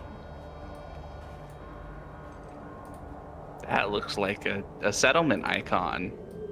Guys, Oh my god! welcome to Thule Borg! Yeah. Now, hold on. Let's Final. see if there's any encounters along the way, though. 9 months into the game. Yes. And there is. So, oh, no, terrific. So let's see here. Okay. Oh, you know what? We'll use. Let's see what the cinematic environs gives us. Okay. We have 20. Oh yeah, these are so keyed to D&D stuff. Sometimes they're not helpful. Yeah. Okay. I'm gonna axe that. And where Are you tonight? Why did you leave me here all alone? Are you familiar with that, Kevin? Sorry? Are you familiar with that? I am not familiar with that. What is that? Okay, I was wondering. I probably am the only one here that remembers it. Who's that? Hee Haw TV show. Oh, Hee Haw. No, I do not remember. Back in the day. Yep, I remember Heel. You remember Hee Haw? Yep. And the Lawrence Welk show. They're like that. Oh, yeah. The Lawrence Welk Show I do remember. My grandmother, that is every roast beef dinner at her place, which was every second Sunday. Lawrence Welk. And I think Alfred Hitchcock Presents was on those that night, too. Anyway, the detour into Kev's childhood. Okay, let's roll here, then. Too many dice. That's a lot of dice. It's too many. All right, so why don't you guys give me a D6 roll for surprise? Let's see if you're surprised first.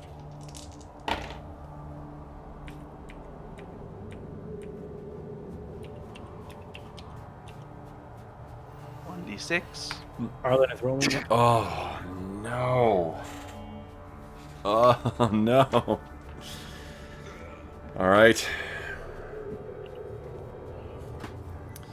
So, you're making your way across land, and this is not like a settlement in a, what do you call it, in a more civilized land where, you know, like you first start seeing farms, and then you see small villages and stuff like that. Like, this is unspoiled wilderness, nearly up to the point where you reach Thule Borg. But let's see here.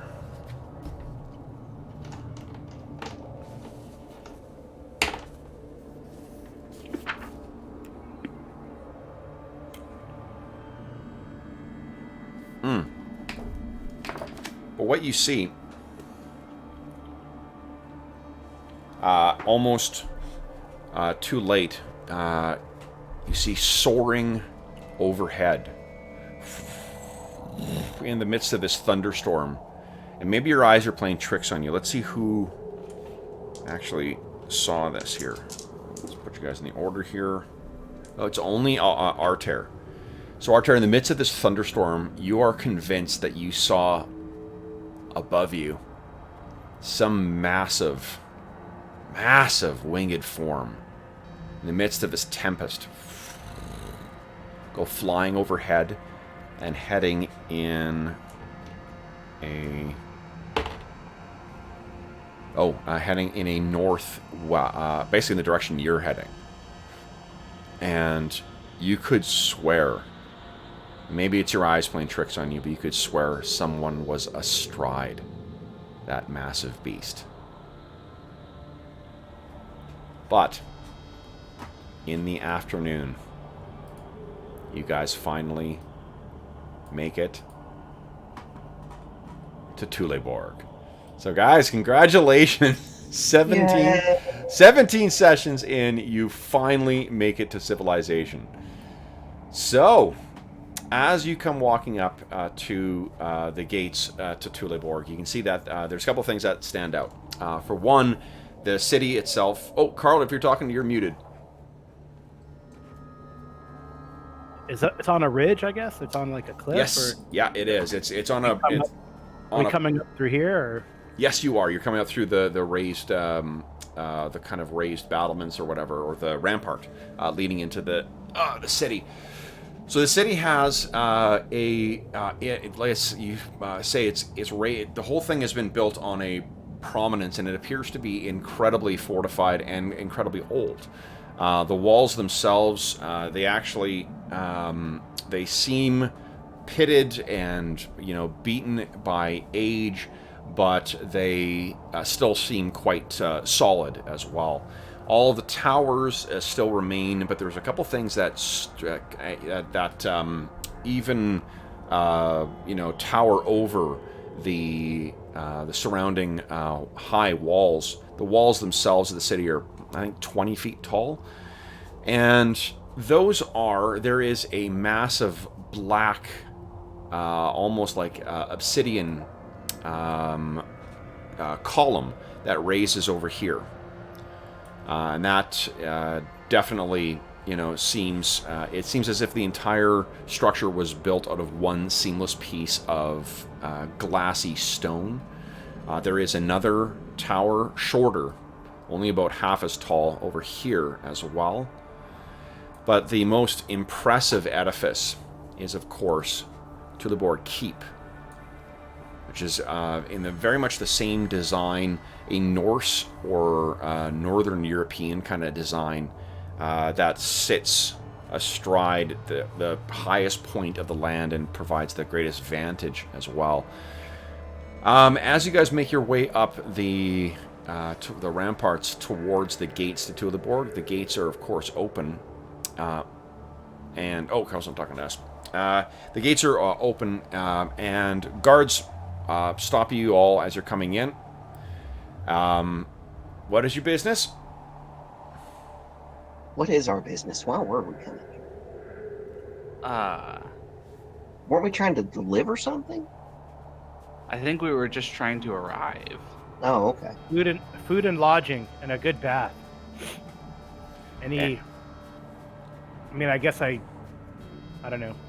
I give him a fistful of copper. He looks down. Suggestions.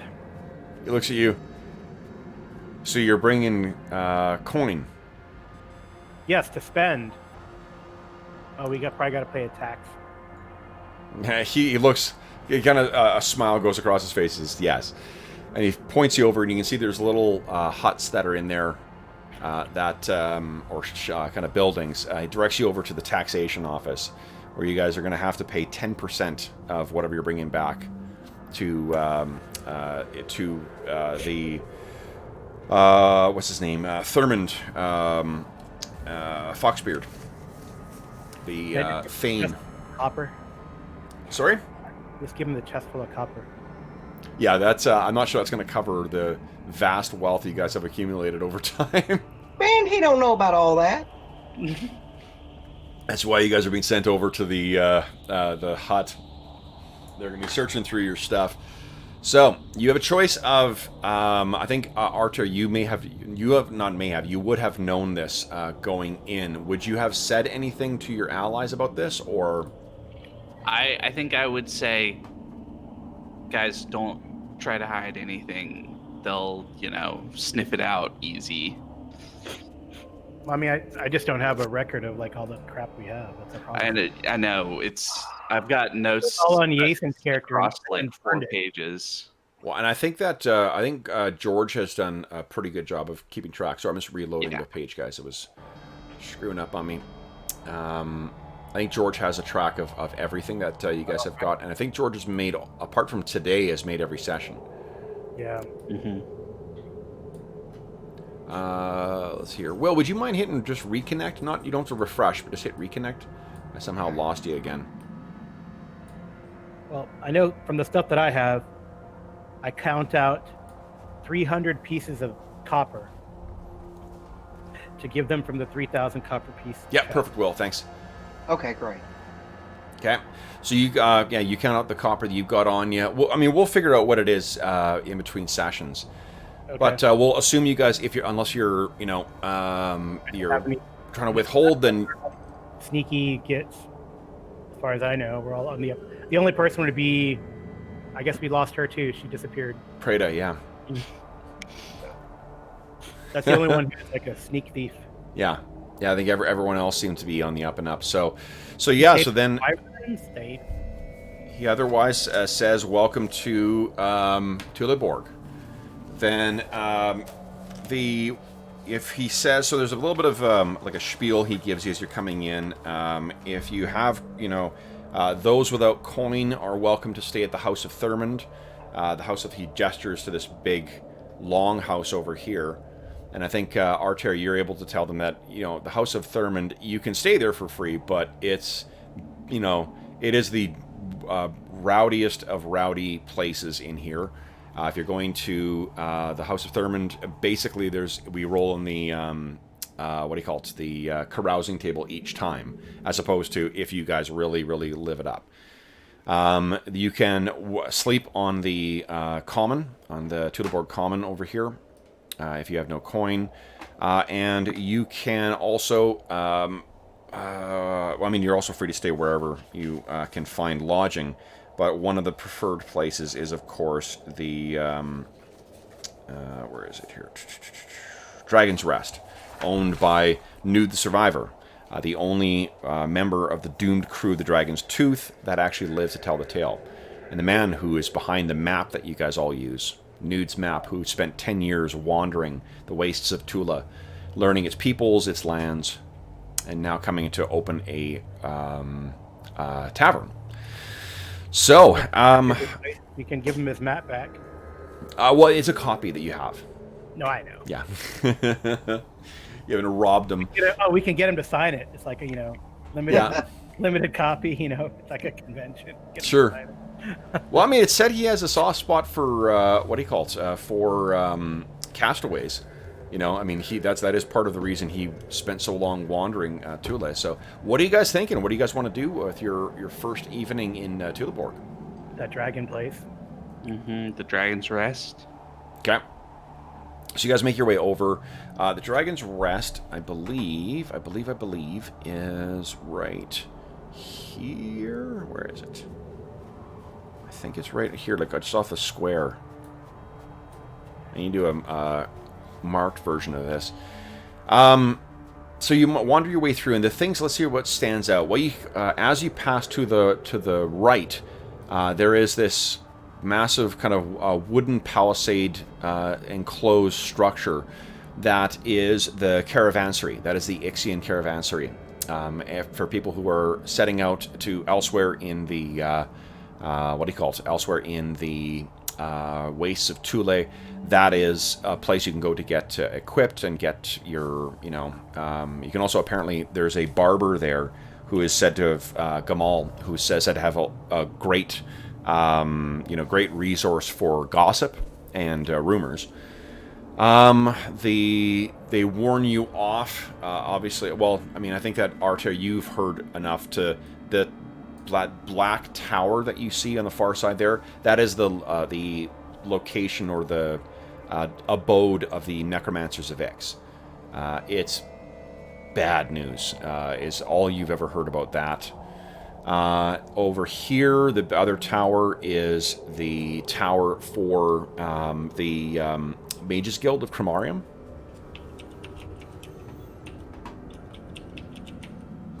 And then much of this place is actually rediscovered as well, too. Some of this has been rebuilt or rediscovered.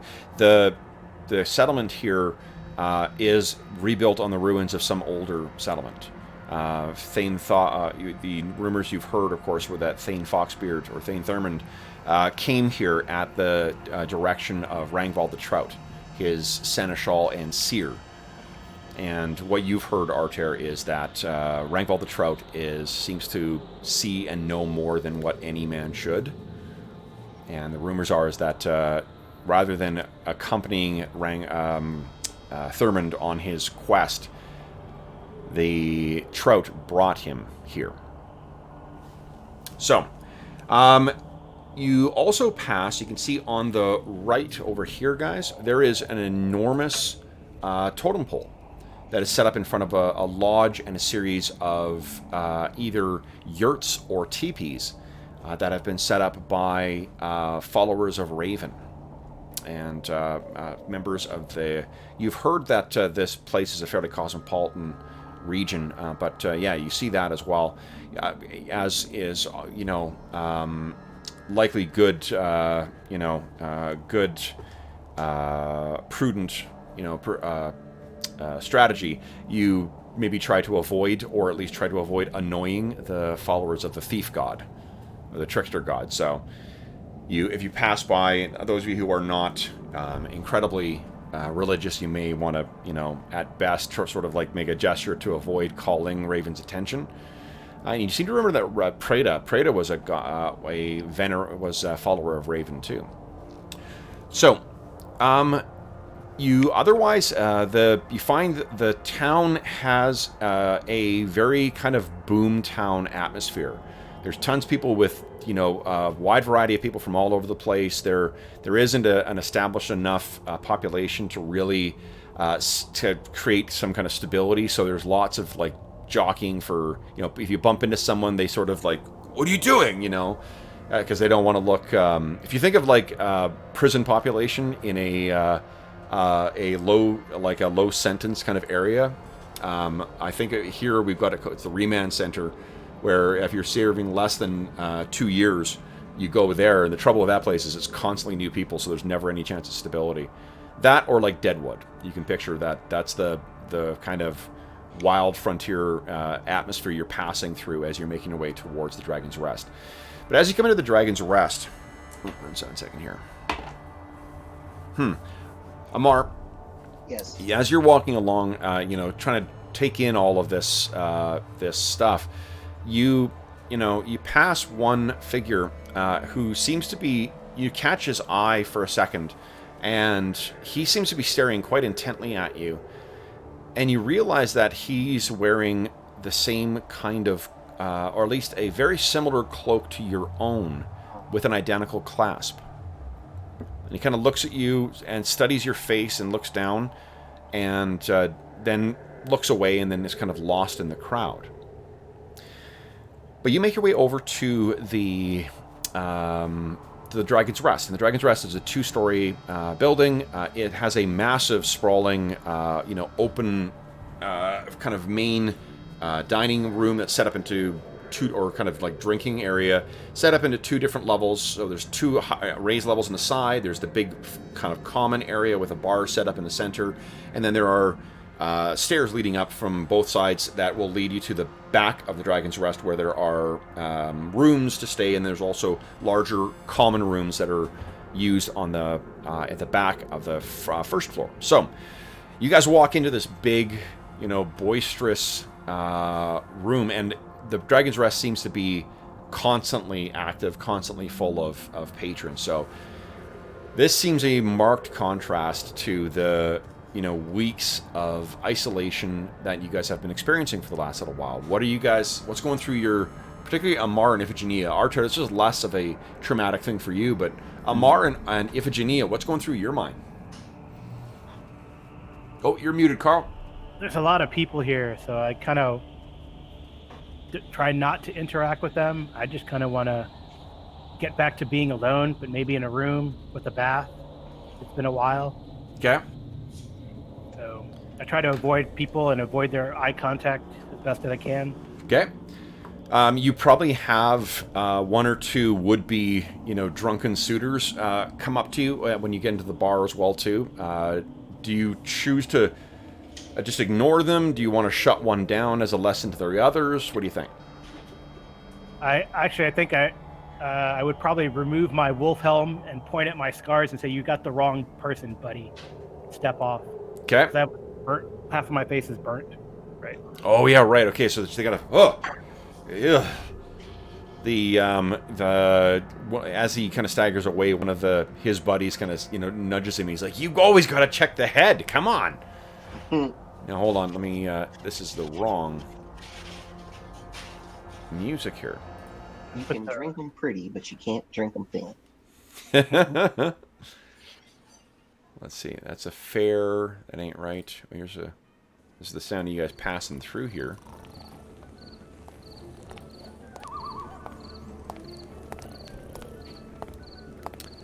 Okay, and then the inn.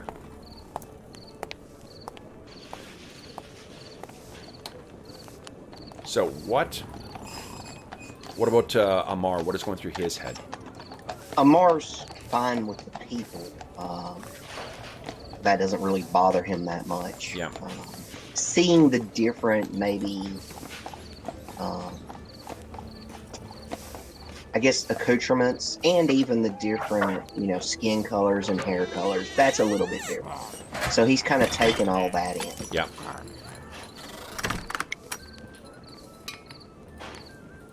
Okay, so yeah, it's a bit overwhelming. That's right, because he's from pre-colonial oh yes. India, right? Yeah. Okay. There we go. Oh, someone's sleeping.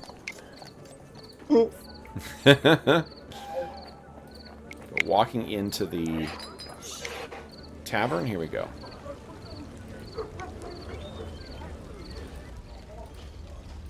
You hear that roaring fire. All right, so you make your way in, and yeah, I think it's probably Kane seems likely to be the one who is taking the lead in sort of chatting. What do you guys want to do for rooms? So let's figure out what you guys want to do here. You've been talking about getting to Tula for such a long time. Now that you're actually here, it seems like you'll need a day to sort of catch your yeah.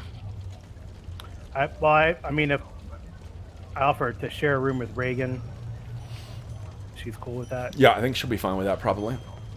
So you guys can share a room. How about Amar and Archer? What are you guys thinking?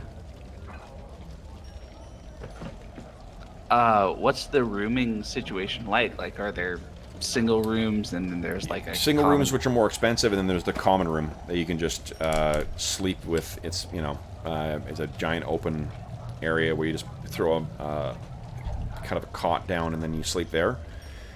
So I think Arter might suggest that we get one single room for our loot, basically, to keep it out of the common room, and then anybody who wants to bunk in the single room can, and otherwise you can just go in the common room. Yeah. What do you think, Amar? Well, Reagan and I are already going to get a room. Yeah. Okay, well then we can just put the loot in there. Okay. So the money will be stored in there. What are you guys doing with your evening then?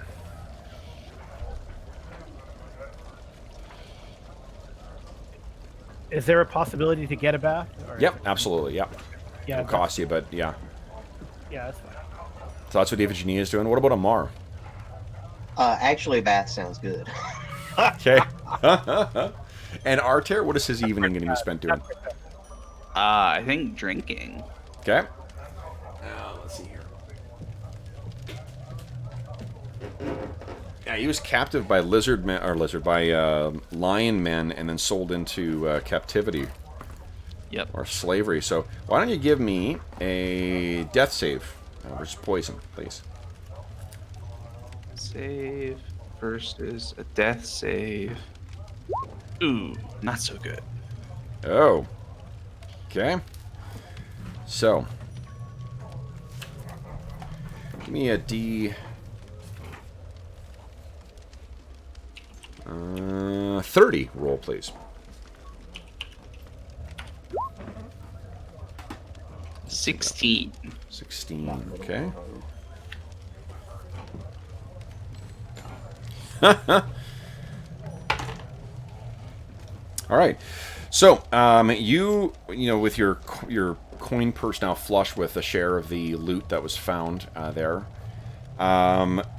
you go on a bit of a tear. And unfortunately, it turns out Archer cannot really hold his liquor. And in the morning, does Amar and Iphigenia wish to do anything else, or are they just kind of having a bath and then sleeping comfortably inside for a change? Yeah, for the first time in however long it's been. Okay. Okay. So we'll flash forward to the morning then, and Amar and Iphigenia, you both wake up. I think Amar, you wake up to the feeling of something stalking you. You felt that there was something in your dream similar to that the feeling you got when you were at the when you were keeping watch that last night. But you realize, looking around, that no, I'm inside. I'm warm. I'm safe. And Iphigenia, you, I imagine, feel kind of the same. What does she feel as she gets up in the morning? To Iphigenia? Yeah. Finally clean. Probably, I don't know if I'll wear that wolf helm around, but put her on her regular mask. Don't have to wear armor to, kind of rub out that chafing that's been accumulating Yep. in that dirt. Nice. Get some good breakfast that's not, jerky. Yeah. and whatever seeds we can find. So go down to breakfast for sure. Okay. There's no need for armor. I mean, I don't think. Yeah. Yeah. Okay. Arter. You wake up and... God, you're cold. And you're naked. Would you give me a D6 roll, please? D6. Okay. You hear the voice of someone saying, Get up! Get out of here! Get out of here! And you kind of blink and you look up. The first thing you see is this enormous pillar, you first think it is. But it's got these kind of these designs or features of it that go out to the side, and you realize it looks like an enormous black bird at the apex of this pillar. And you realize, looking at it, there's these designs the entire length down. You are naked at the foot of an enormous totem pole. And the person who's shouting at you is wearing... he has the darker hued skin and really dark eyes of the Simshans, who have made their way to Thule. He's a basically, if you think of a Pacific Coast First Nations tribe, big, high, like furred cloak Behind him, there's a headdress on. It's with accents of ravens and blackened feathers. And he says, "Get out of here. Ravens will not issue blessings on one who loses everything. Go, fool." And you're trying to piece together how the hell you got here, but as you're trying to turn your mind towards that, you realize that's a mistake as the hangover comes slamming down on your temples. And why don't you give me another save versus death, and let's see if you actually are able to keep your whatever is left in your stomach down. Nope. So what do we see? So yeah, Arter sort of woozy and stuff, kind of tries to stand up, realizes that's a mistake, and kind of falls to his knees and just starts retching, and everything's and it goes from kind of actual vomit to basically just sort of crouching there, dry heaving for a minute or two. So he's the whole time too. This is not helped by the fact that you're naked and you're being poked by the end of the staff of this priest who's saying, "Go, fool!" And he's saying stuff in a language you don't understand either. And it's clear from the intent, and you can hear laughing. And you look over, and there's a small group of what look like acolytes in training, and they're from a mix of ethnicities as well too. There are some blonde-haired Viking children. There's dark-skinned Simshins, and then there are Salish, and then there are some dark-haired and angular-featured Ixians even too. So they all kind of, but all of them have the black soot, kind of marked across their faces, marking them as devotees of Raven. And the priest kind of looks over at them, and thankfully for you, they seem to get his attention for the moment. "This is funny, is it?" And he kind of stops over, and then that gives you the blessed opportunity to kind of scramble to your feet and get out of here if you wish to. Yep, that's exactly what I want to do. Okay, so you are currently, you can see from where the House of Thurmond is that you are, you're not far from where the Dragon's Rest is, but you are making your way through town, and you get quite a bit of jeering as people are seeing you go through. What are you doing here, Arter? I'm going to do my best kind of moving as quickly as I can, and then probably stopping every once in a while as just another wave of nausea and discomfort hits me, but trying to scamper back to the Dragon's Rest. Okay. So you get your way back into the Dragon's Rest, and as soon as you walk in, one of the waitresses kind of turns to you, and she says something in Old Norse. Do you speak Norse? No. No. Okay, so she says something in Norse that does not seem like, and she comes towards you and starts snapping at you with a bar rag. "Get out of here! Get out of here! You can't come in like that." Well, I need some clothes. So we don't sell clothes here. And I think this is around the time when Iphigenia, you've come down and you see Arter is now in his altogether, is trying to make his way back in. Oh, you're muted, Carl. I guess I'm like, wow, what happened to you? Not entirely sure. Amar, you come down as well too, and you're sort of witnessing this. Everyone, like the people who are awake, seem to be slowly enjoying a breakfast and getting a slow start to their morning. God, it's a good thing I didn't start eating. I tell him I have an extra skirt for you. You'd like? Sure. Why not? All right, so I can either lead him back upstairs or get him out of the public eye. The waitress is just happy to get in. Just get him out of here. Did you stay here? He was here. Well, go. I thought he was staying here. Go. So you get up and you get yourself dressed again. It sounds like, Arter, you were intent on staying in the common room, right? I was planning on staying in the common room, yeah. Okay. So you get back and, you manage to sit, after all this jostling and getting some clothing on, The three of you have now joined for your breakfast. So now that you're finally in Tuleborg, I guess now it's time to start thinking about what you're going to do now that you're here. So what's the topic of conversation as you guys,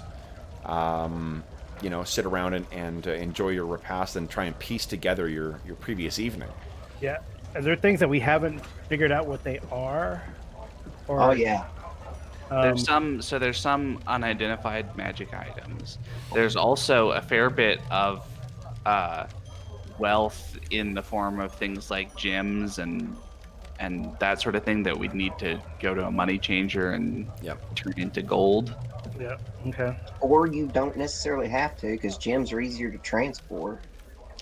Well, depending on what we want to do with them, I guess. Yeah. Yeah. Yeah, it's probably easier. I don't know if we can walk up to a blacksmith and just, hold out a handful of diamonds and say, "Will this work for some armor?" Well, I definitely want to turn in all this copper to the bank and get smaller denominations. Well, I mean, there's no bank here. There's money changers who will take a cut, for. I guess I'll pay in pennies and. There you go. See, now you're thinking. Yeah, the spike purchase. Gotta love it. Okay, so then what are you guys planning to do with the rest of your day here? I know we're in a position where you're down a couple of players or a couple of other characters, so half the party isn't here right now, so it's difficult to judge. But what are you thinking?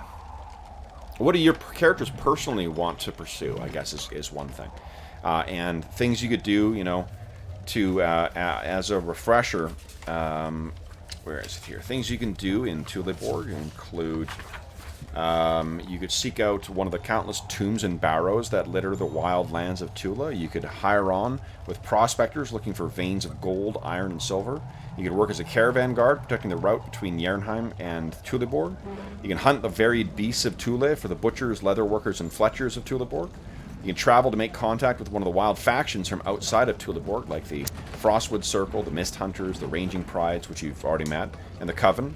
You could seek out the hiding places of raiders and pirates. You could clear the lands near Tuleborg of all threats, for which Thane Thurmond has offered a rich reward. You could explore and map Thule for the Sages Guild. You could carouse the Dragon's Rest, or the Caravansary, or Foxbeard's Hall, or the Pickled Pig, and see what opportunities and troubles come from that. You could speak to Gamal the Barber. Sorry, second page. Gamal the Barber at the Caravansary. He seems to be full of rumors. You could find places suitable for communities for the Second Sons who seek to find lands here to build empires. We had an issue with the Second Sons, right? They were encroaching onto the lands of the wild Black Claws. Yeah. You could build a ship and explore the unknown coasts of Thule. You could hire onto a whaling crew. You could join a lumber, mining, or quarry crew as protection from the fauna of Thule. Or you could pursue something that came up on the trip. There's a lot of things you guys learned about or gained, but you didn't actually learn. You don't know much beyond what, what's his name? The shaman of the Black Claw told you about. Well, we could go to that guild that is mapping things and show them our maps and where we came from. Maybe that could get us some coin. I think we want to talk to the Rangers, or right, the people who have the black cloak people. I can't think of anything else off the top of my head. I would want a barber just to learn things. I definitely want to see if we can try and identify some of these items, because I guess the last session we played, there was a staff, a ring, a helmet, and a potion, none of which I think were identified. The helm is I'm wearing. It's a wolf helm. Okay, so the wolf helmet. Okay. But I know there was the staff and the ring and the potion. Mm-hmm. And then we found the flail and maybe even that fireplace poker that Artair found. Okay. Mm-hmm. So that fortunately it's with the house rules I'm using, it's just a detect magic spell. So each of those will cost. Check for spellcasting costs. Because you will be able to find someone here who can do that for you. MacLeod has detect magic. Yeah, it's true. Mala could use his spells. How many? He is level 4, I think. Oh no, I think he's 3. Yeah, I think he's 3 because he's a warlock. So it takes him longer. But he can cast. Where is he?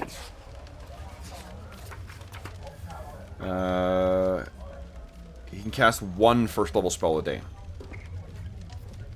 Really? Oh, 2 because of his intelligence. Yeah, 2. He's only 3rd level? Yeah. Yeah, because that's expensive, isn't it? For the hiring specialist, let's see here. No, for his XP. That's what I was. Oh, that is, yeah. Warlocks are pretty pricey. No, he's got to be 4th level. Because I'm 4th level. Let's see. Malo. He should have 2. Yeah, Malo's 4th level. Yeah. Yeah, so he has 3 first level spells. So he could identify 3 thing. Oh no, he can cast it and then spend the time identifying these things. I think the concern was Yeah, I just didn't have time. he didn't. to do Yeah, it. in that time you guys didn't have the time to spend it. Okay, cool. So then let's talk about what these items are. Then we'll do some bookkeeping right now, and we can hit the ground running afterwards. So the first thing is the flail. Ooh, Emmy's excited about that.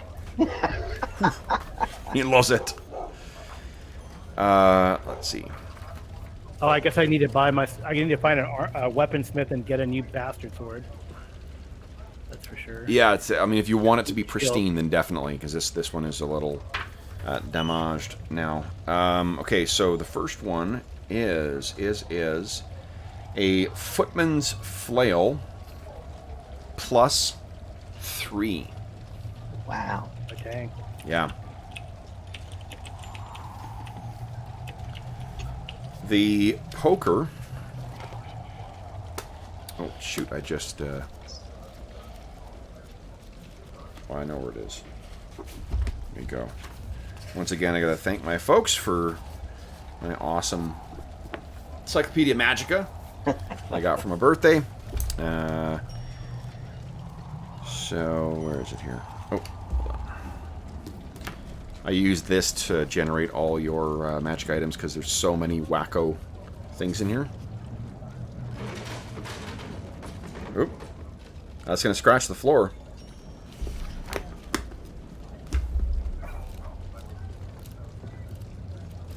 Alright, so the poker is a poker of summoning. And what it does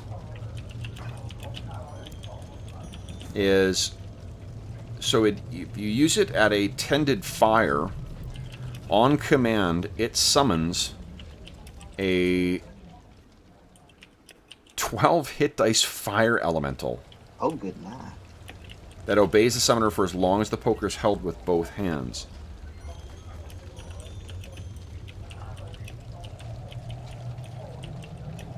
That sounds like could be a Mahler thing. Mm-hmm. The summoner must concentrate to control the elemental, so that's all your actions, and is subject to the usual rules for summoning and controlling elementals. So I'll have to check and see what those are in AD&D. So there may be some chances of it getting free. Oof, if the user's concentration is broken or the fuel is consumed, the effect ends. So that's interesting. Could have used that in that fire. Yeah. Yeah, you really could have. Yeah. What kind of fire does it have to be, Kevin, that continues burning? So it just has to be like a bonfire or bigger. It could okay. It could be like in a hearth or a yeah. It just is not like it's not going to be sufficient if you just produce flame and create a torch or something like that. It needs to be a big roaring kind of thing. Okay, and I'm checking my notes here to see what else you guys found here. Who was the one who got the cursed wolf helm? Just kidding.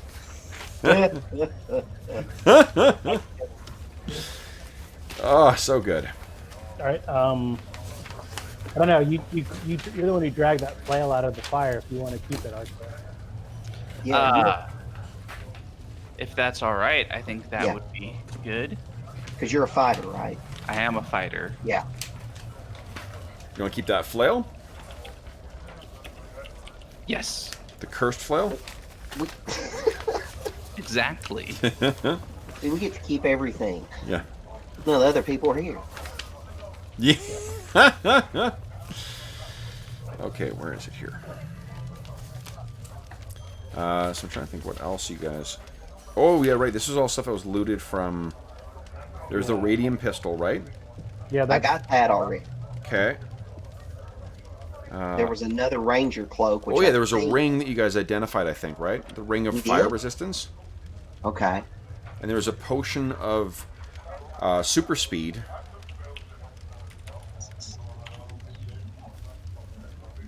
And there was that weird obsidian mirror. yeah. I thought it got destroyed or something Oh, okay. from. Yeah, the Black Claws did not like it. Oh, right. Yeah. You guys had to destroy that thing, right. And then the staff. The staff Yeah. is... Second here. A cursed staff. No. No joke. We have Dave, who plays in a lot of our other games.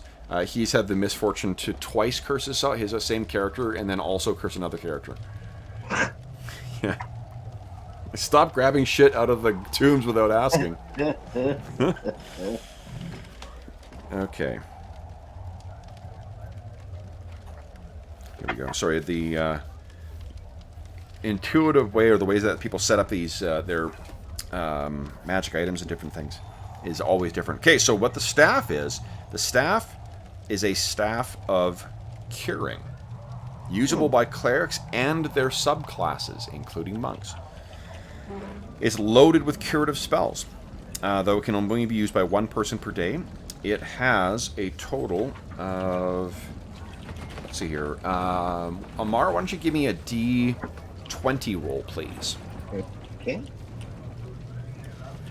I guess the Runegraver might be able to use this, or not might be able, could use this as well, too, so it'll be between you two guys as to who uses it per day.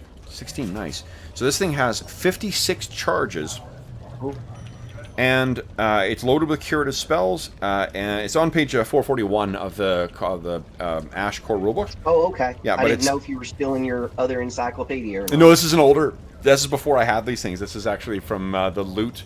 We've had the loot for Iron Guard Keep from, I think, like April. Mm-hmm. So it's been there for the recovery for that long. You can use it, though, for Cure Blindness for 1 charge, Cure Deafness for 1 charge, Cure Disease for 3 charges, and Cure Madness for 3 charges. Okay. Cool. Okay. And what else? You got that Radium Pistol from before. Yeah. The Potion of Super Speed is from the core rulebook as well. What else are we missing? How much is the box of gems that we recovered from the Good question. fireworks? Yeah, let's see here. Box of gems. So there are 14 gems in there. And they're all cursed.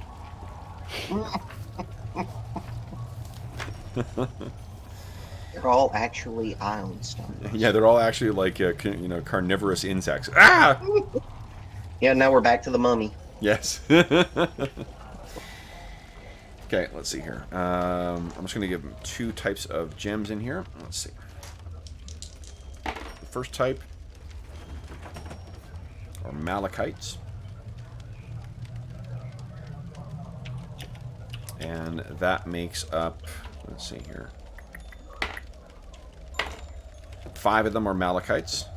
And then the 9 remaining ones. Malachites are worth an average of 13 gold pieces. And the others are, let's see here, garnets. So 9 garnets. And the garnets are worth 170 GP each. Wow. There we go. And you said there were 5 of the Malachites. There were 5 of the Malachites, yeah. And then there are 9 of the garnets. Okay. Cool. And then using one or two of these gems with the blacksmith, or are they expecting? Yeah, sorry, just bear with me a moment, guys. Sorry, I got an email that kind of took me back here. Sorry, I'm just going to give the total cost of these things. So the Malachites are worth 65 GP, and the garnets 1530. Yeah, 1530, thanks, sorry. So, together... And those things, you will need to have them money changed. So you're going to lose 10% off of them, which is 1435 and 5 silver pieces.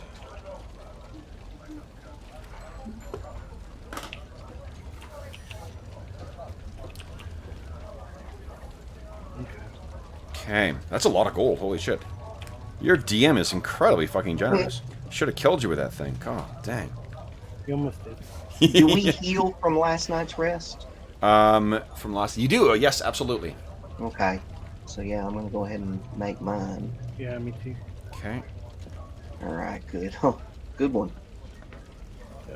Wowzers, guys. Alright.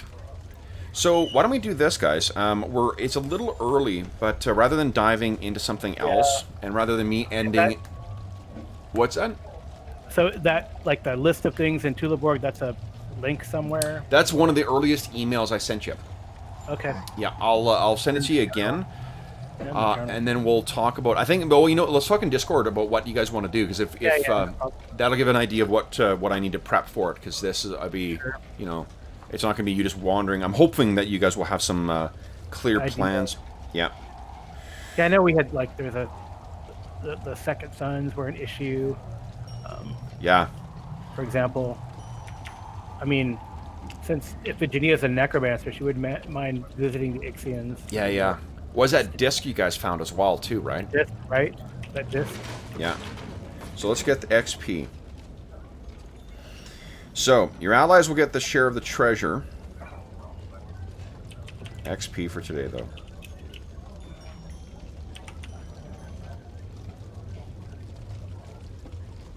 Now, what I'm going to do is I'm going to parse out, because I just was lazy and did not do the horde last time. I'm going to parse out the XP that the other guys will get, that you'll all share from the horde. But the encounters you got today, that's all your own. Okay.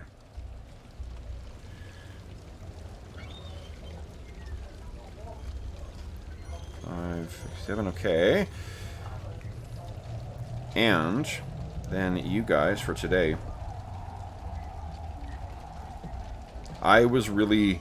Right, we didn't know if we would have failed initiative, it would have been really bad, but if we had one initiative, we could have killed it. Yeah. Whatever. Okay, here we go.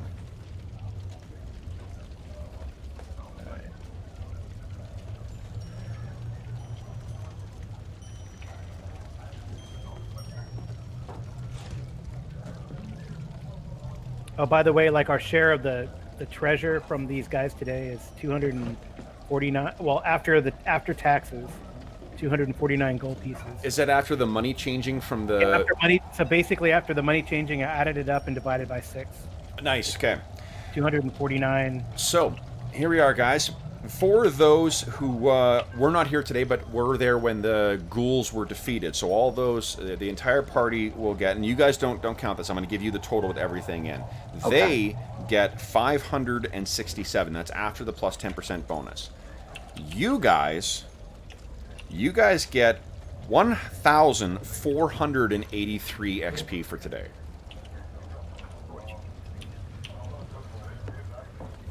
That's including the 10% bonus. I'm assuming that Archer gets it as well. Oh, so close. Love it. Oh, hold on. How many points of Astonishing Fortune does everyone have left? I've still got 1. one? Arter and Iphigenia? Any of them? I don't have any. I'm out. You're out. Okay, so, well, you guys get another 10. Another, it's 12 to be honest, but 12 XP with a 10% bonus of 13. Lucky 13, guys. Whew. That surely pushed you over, right, Amar? Oh yeah, sure. But wait a minute. Do I get XP when I'm not here? We've kind of been forgetting about that because Okay. if you go back and look and see, what I've said is you get half XP. That's what I was thinking. Yeah, I just said I'm not tracking it, so you just have to go back and watch like the last 10 minutes of the last session, I guess. Okay. Or whatever I'll have sessions to do you that missed. for that session I missed. Yeah, because I mean that, and it always is at the end, and I think this campaign I've been pretty good about always announcing the XP. Okay. Because I try to do that in every game, but we'll see. Okay. Well, guys, what a milestone. Holy smokes. We made it, and everybody missed it. Yes, I know. 17 sessions, and you finally find yourself in your final goal. Boy, what adventures await you now that you've found your way here? What dangers lurk in the alleys of Thule Borg? And what things have been waiting for you to arrive? We'll find out in 2 weeks' time. So, for those listening at home, thanks so much for joining us for session 17, the triumphant arrival in Thule Borg. As always, if you have any comments, questions, or concerns regarding the session, please don't hesitate to leave a comment in the comment section below, or you can reach me on Twitter. You can reach me at Dungeon Musings on Twitter. My email address is dungeonmusings@gmail.com. And you can also, if you notice in the link in the description of the video, there is a link to our Discord server as well, too. So if you want to join us, we have Discord channels set up for each of our different campaigns, as well as general ones and other things that interest us, like looking for group and things like that. So if you want to chat about Astonishing Swordsmen and Sorcerers of Hyperborea, or the ask any questions of us about this campaign, by all means, reach us on there. In addition, if you don't want to miss us live, I know we play fairly early or late, depending on where you are, you can be sure to click on the subscription and the bell icon so you know when we're going live. Every Sunday night, I post what our schedule is for the week, and this campaign plays every 2 weeks. In addition, you also might find another link in the description of the video to something called Heroes Save Villages. That is the charity fundraising campaign that we run on the channel.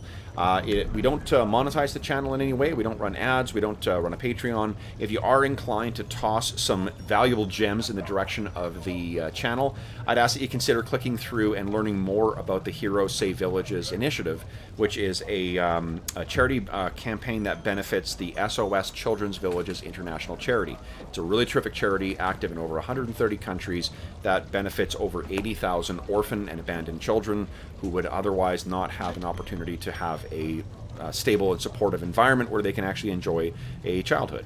You can learn all about their very, very incredible initiatives through the link, and you can make donations there as well, and there are some new rewards that are up on there as well, including an opportunity to throw me a theme. If you send me a theme make a donation and send a theme that you want me to explore, you can do horror, you can do family, you can do loss, you could do aliens, whatever you want. I will incorporate, write an adventure to incorporate into one of our ongoing campaigns, specifically playing up your theme. In addition, there's a bunch of other rewards there as well, too, or you can just make a donation to the charity. Any money donated goes directly to help the people at SOS Children's Villages International do the very good work that they're doing. None of it is eaten up by a middleman. None of it comes to the channel. So, of course, I don't want anyone to feel obligated, but if you are inclined to toss some of those valuable gems that you found, your garnets and your malachites, that would be the direction that I would encourage you to consider throwing them. Last but not least, while we were down half of our party and they were forced to shoulder the burden of the remainder, I want to thank my players. So, Carl, Arlen, Will, thank you so much for getting up early and joining me back in Thule. Congratulations on making it to Thule Borg. Thule Borg. Yay. There was much rejoicing. Then, until next time, folks, for those listening at home, thank you so much for joining us back in Thule. We hope you enjoyed. And until next time, happy gaming.